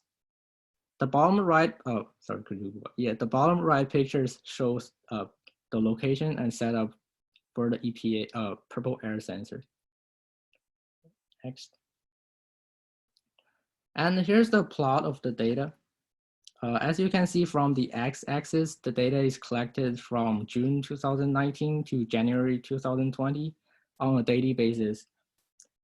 The orange line represents the PM 2.5 values in micrograms per cubic meter collected from purple air sensor.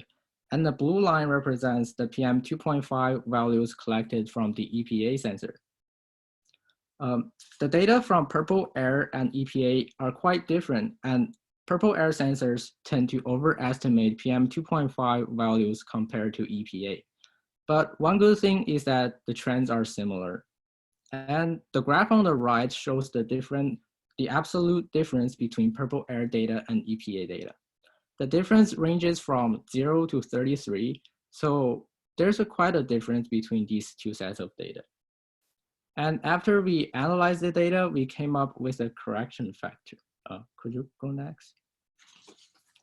Yeah, so to find the correction factor, we made a variable called diff that is equal to log base purple air of EPA. This essentially represents what power we should raise the purple air data to so that it will be equal to the EPA data.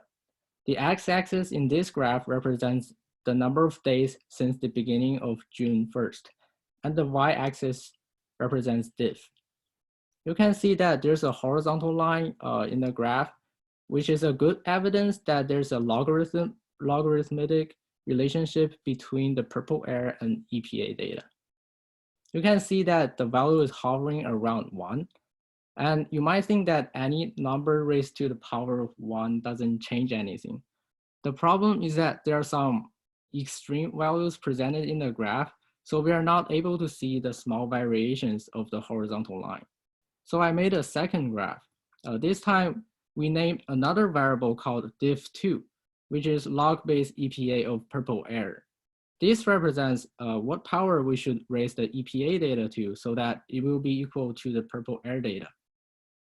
From the second graph, we can see the small variation of the horizontal line. The value is still hovering around 1, but if you look closer, it is actually a little bit more than 1. We did a best fit line and found that the value is around 1.18. Yes, could you go next? Yeah, and go next. Yeah, if you do remember the math formula that log base A of B is 1 over log base B of A, then yeah, could you go next? Yeah, so then log base purple air of EPA is essentially the reciprocal of log base EPA of purple air. Let's go next. And which means diff is the reciprocal of diff2. So we can see that diff is around 1 over 1.18, which is 0.85. And that's how we determine the exponential value we use for the correction factor. Could you go next? Back to the original graph I showed you before. So basically what we did is raising every data point from the purple air sensor to a power of 0.85. And that's how we obtained the graph after the correction. As you can see, the purple air data after the correction fits the EPA data better. Which will go next.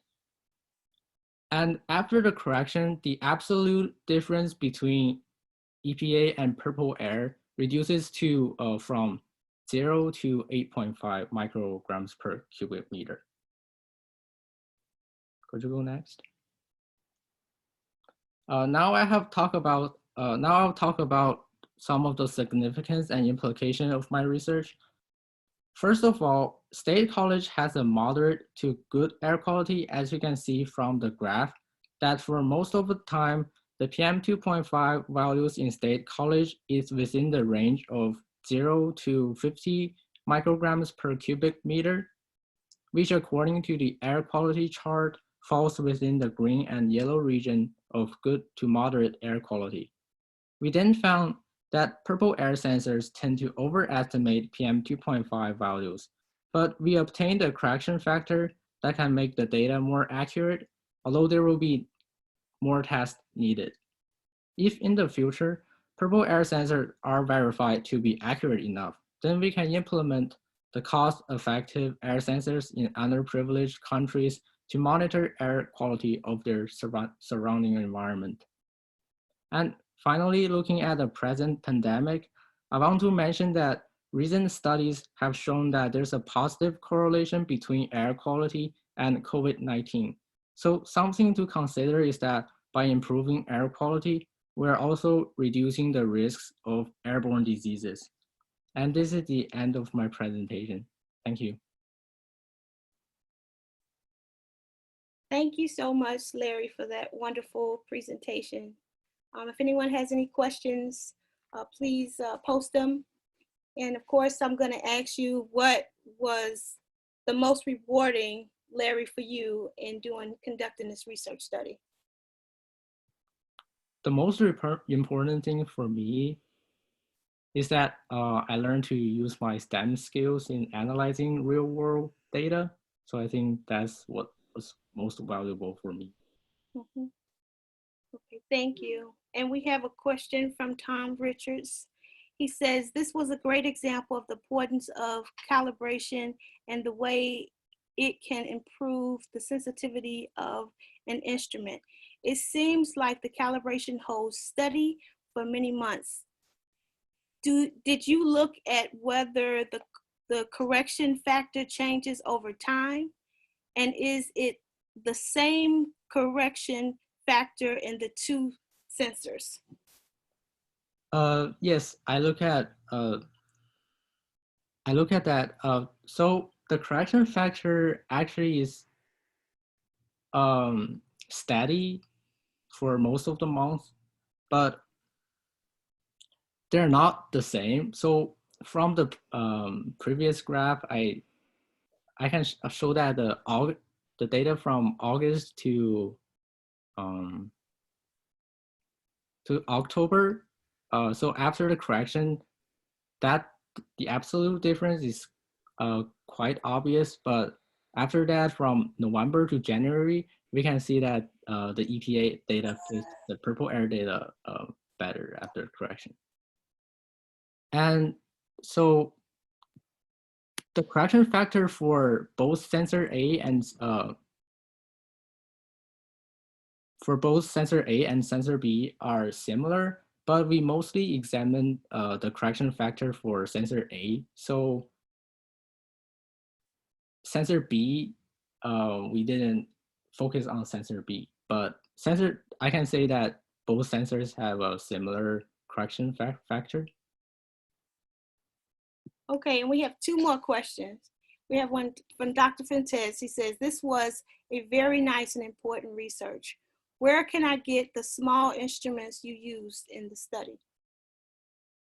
I think we can order the air sensor from the Purple Air company. So that's where you can get the instrument. Okay, and we have one more question from JoJo. She says, what technologies does the Purple Air sensor use that makes it less expensive? So basically, there are, so actually EPA will monitor many data. So it include a lot of data from PM 2.5 to humidity to a lot of standard data, but Purple Air, they only measure a certain type of data. So that would be such as PM 2.5 humidity, but not as much as EPA sensor. And also the technology difference is that Purple Air sensor use a laser technology to detect particles in air. But I think EPA data, EPA sensor, you actually use they actually count the particles in air. So the EPA sensor will have a more accurate data than Purple Air. Okay, thank you. We have one more question from David Jordan. Did you reach out to the EPA after finding your results? No, we actually haven't, but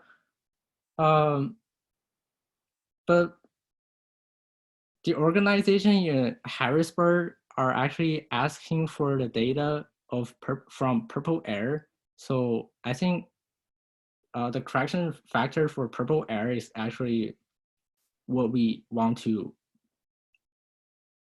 tell the Harrisburg organization later on. Great, thank you so much. I think that was the last question, and now we'll go to the next presentation. Thank you. Good job, Larry. Thank you. Thanks a lot, Larry. And yes, we have been in touch with the EPA and we will report the findings to them. I have the honor of introducing Ty Todd, who's a junior at State College High.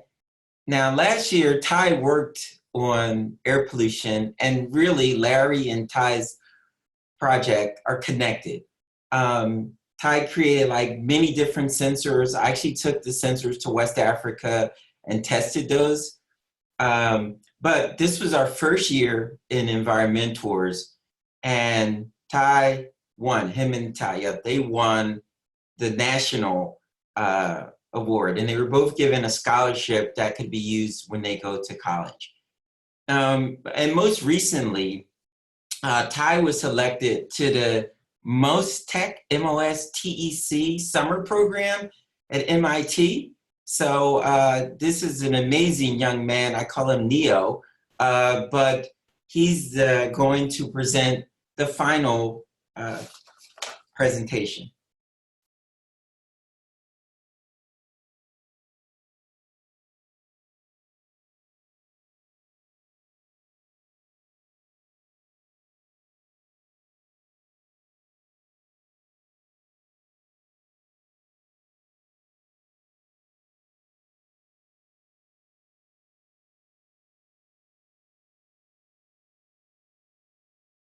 I think his microphone is not working.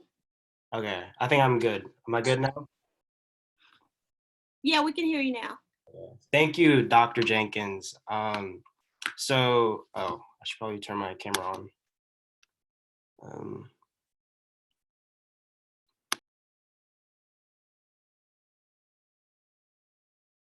Okay, I can't turn my camera on, but thank you, Dr. Jenkins.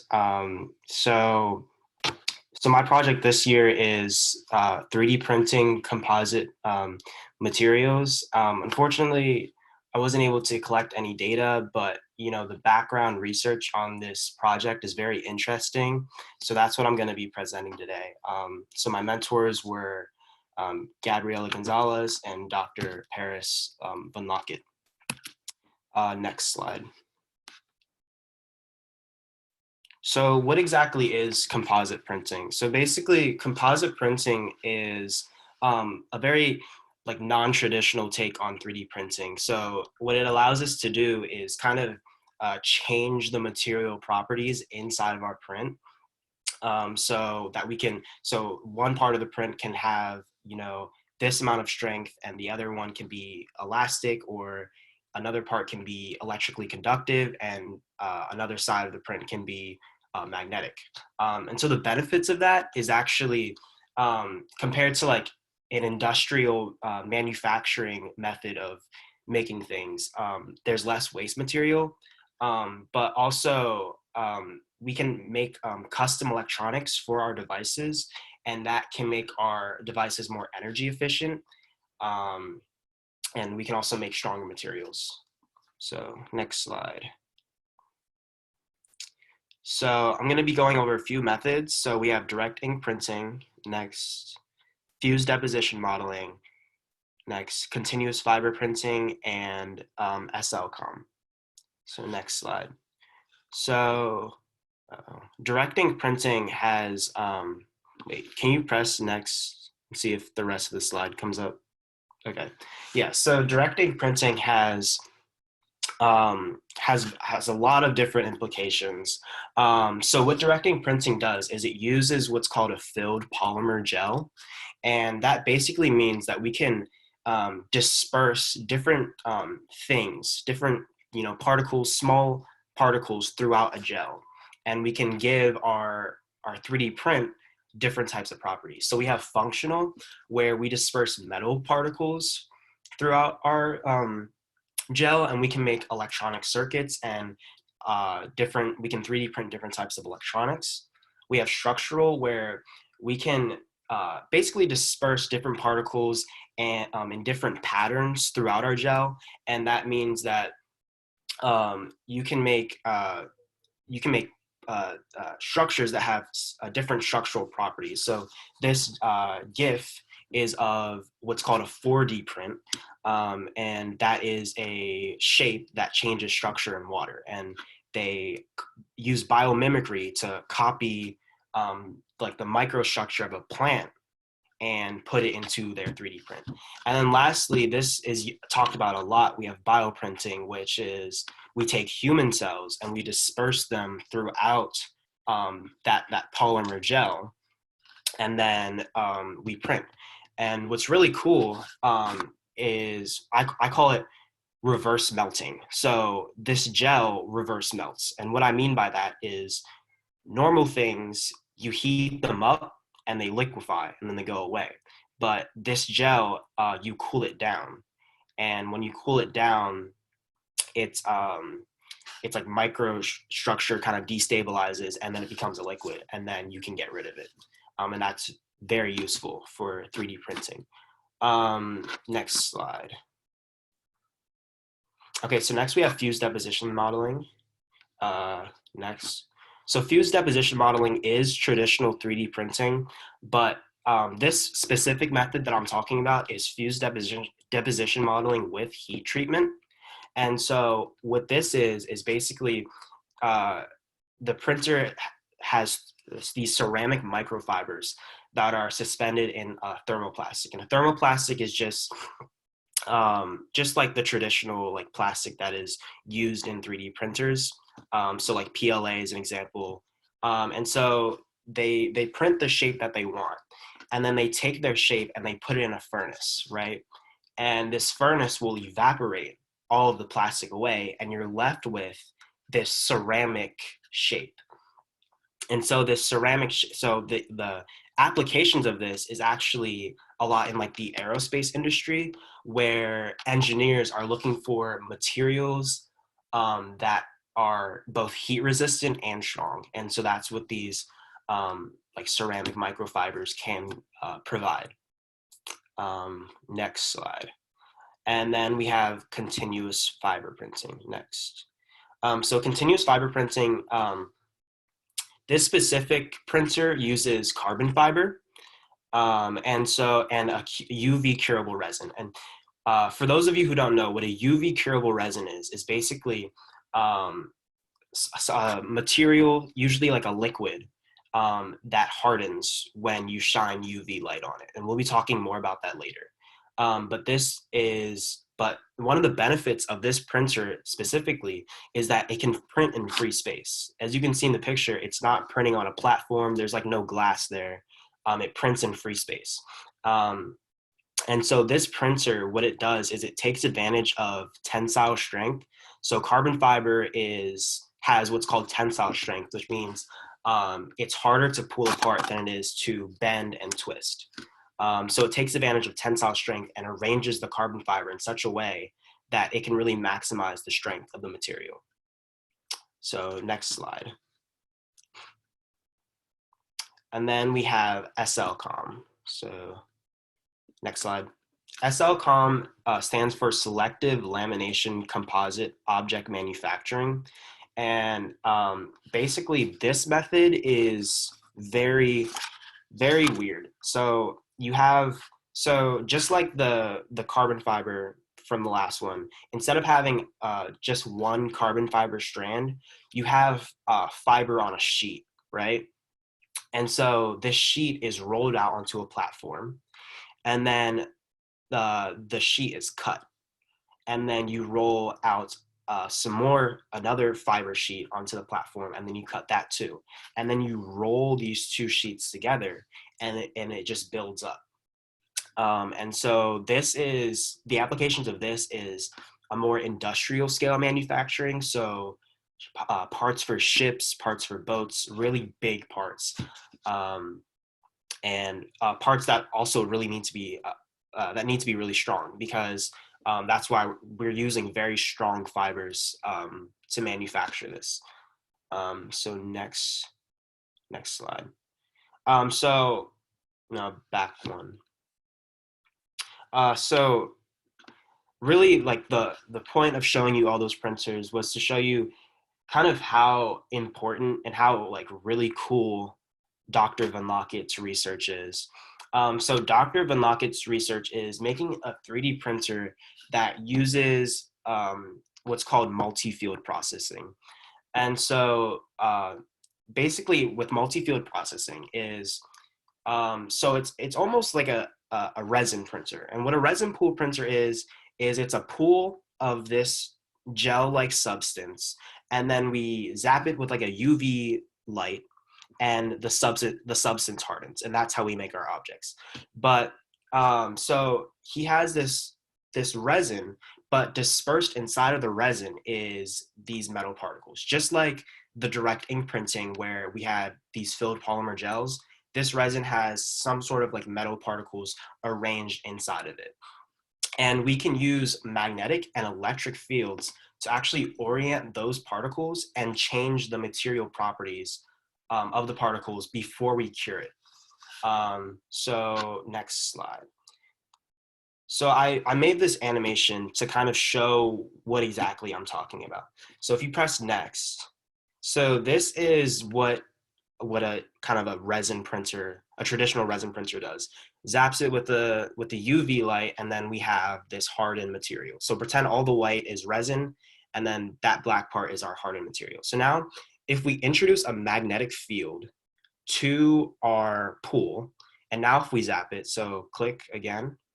So now if we hit it with the UV light, now if we cure our resin inside of a magnetic field, now the particles arrange themselves according to the magnetic field, and the particles actually, the cured part actually becomes a magnet, right? And so if you click,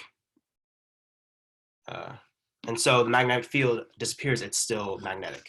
And then next one, so now if we add an electric field, now the particles inside of this pool will arrange themselves in such a way that they line up and they actually can conduct electricity. And if we cure it while it's in that electric field, now we have a permanent conductor. And then next, and so Dr. Van Locket's research is trying to figure out what combination of magnetic fields and electric fields can we use that we can actually change the elasticity and arrange those particles in such a way that the elasticity and the strength of the plastic can be changed. And so if you cure this, if you click one more time, so now I have this like gray block to represent kind of like a softer material, whereas the black one is like a harder material. So next slide. So what does this mean? So if we have an insulator and a conductor and an insulator, that means we have an insulated circuit, right?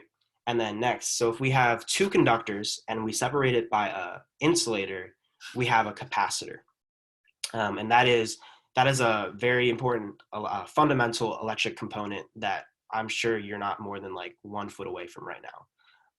So now if we take two magnets and we arrange a conductor between them, we have a motor. And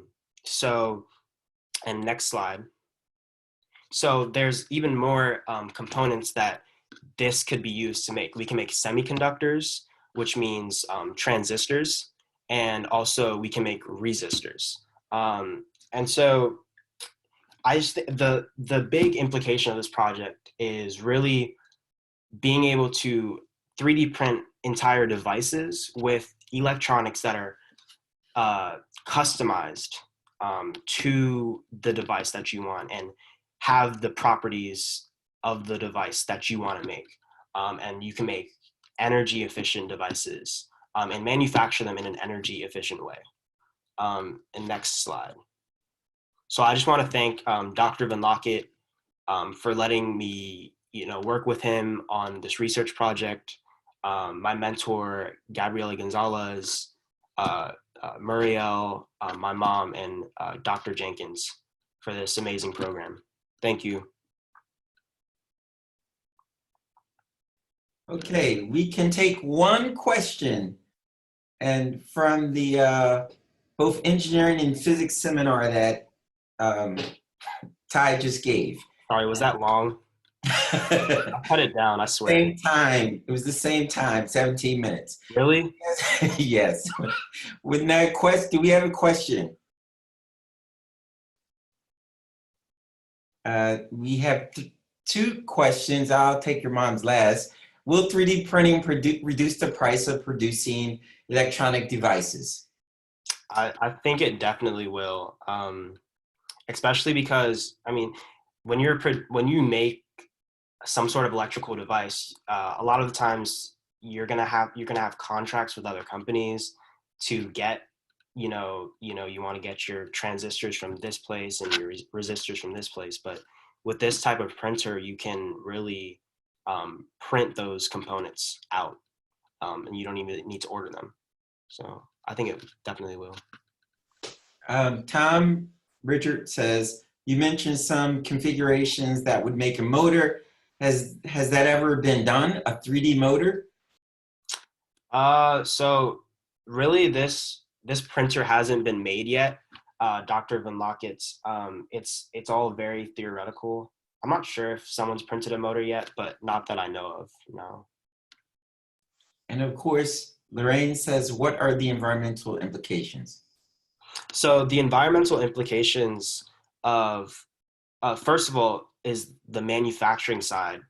By manufacturing it with like a 3D printer, you save on waste material, because when you try to like industrially manufacture something, there's a lot of waste material. But with the 3D printer, you really use all of like what you have, right? But also the devices that could be made with this 3D printer are going to be more cost efficient and more energy efficient as well. So using a lot less power. Okay. Well, that brings us to the end of the presentations. We now have just acknowledgements and closing. All right. Thank you, high school student. Thank you, everyone, for joining us on our showcase today. I would like to first acknowledge our high school student participants, our EnvironMentors. Thank you guys so much for your hard work, for your dedication, for your time, effort, and energy put into participating in the program, into your research project with your mentors. We greatly appreciate you guys. It was a fun year with you guys, and we look forward to your participation again next year. We hope we hope that you guys learn a great deal from not only participating in the project in this program from the field trip, but also, it's more importantly, from being mentors by both your undergraduate mentors and your faculty mentors. And we hope that you stay connected to your mentors even after, during the summer and in the next academic year, so you can continue to learn from them and grow and expand your knowledge and your skills. Next, we have the undergraduate mentors. Thank you guys so much for volunteering to take these high school students, your mentees, under your wings, to lead them, to encourage them, to impart the knowledge and skills that you've learned along the way in your journey so far in college, and imparting those skills and knowledge onto your mentees and guiding them through the research project and the process throughout this academic year. We really appreciate you guys, and we look forward to having you guys again as part of the program next year, this upcoming academic year. Next, we have the faculty mentors. This program will be running without you guys. We greatly thank you, all of you. We're very, very, we really appreciate your effort. We know how busy you are, all of you guys, with your schedules, with your classes, with your courses, with your research, but we really appreciate you guys from taking the time to dedicate to both your undergraduate mentees and your high school students, to lead them through the project, to engage them, to help them think about their interests, what project they want to work on. Thank you guys very much. Thank all of you from all the different colleges and from the 3 campuses. Thank you guys. We really appreciate you guys. And we look forward to having you guys again. And other colleagues that might be interested in participating in the EnvironMentors program next year. Next, we want to acknowledge the high school contacts, the high school teachers, that made it possible for us to reach out to these high school students in all three cities. Miss Tanya Black in State College High, Rebecca Hardy in Harrisburg Sci Tech, Trevor Davis in Middleton High, Principal Miles and Miss Jones from Sharon High. We really appreciate your help and your effort, and we look forward to working with you guys again next academic year, this upcoming academic year. And that's about it for acknowledgement. Also, we will be contacting you guys for participation again next year. And please check out our social media pages. Check us out on Twitter, on Instagram at PSU Environmentors. Also on Facebook for any update, any information that we will put out there to keep in touch with us. And if you have any questions, you can contact each and every one of us, or also check out our website. We have our website for the Environmentors program, and it's environmentors.psu.edu. We have all the information there. And if you want to apply for next year, we also have an application form on the website. And that's about it for acknowledgement.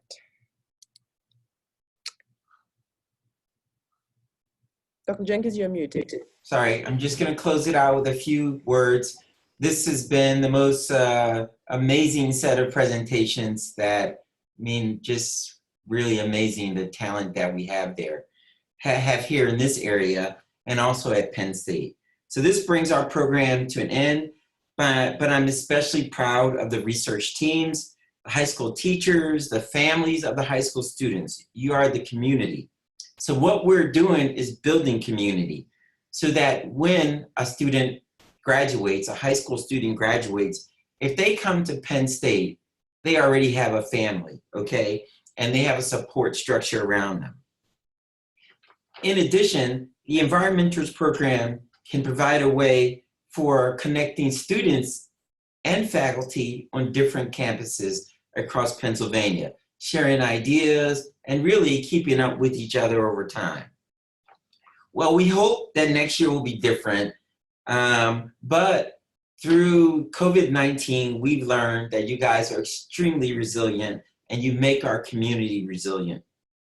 Finally, I'd like to thank IEE and Dr. Tom Richard for his support of the EnvironMentors program.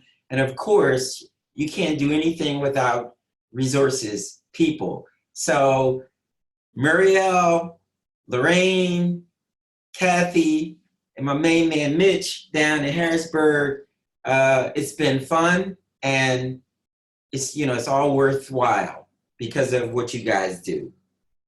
And finally, I'd like to thank and wish actually any high school seniors or undergrads the best in their future. For those of you who are thinking about next year, please come back. We need you, and we want you to participate again. And we want to support your visions and your goals. So, wishing you and your family a safe and healthy summer. We'll see you next academic year. And of course, yes, we are Penn State. Thank you so much. And we'll be sending you your certificates and your gift cards for participating. Thanks, Lorraine. Thanks, everyone.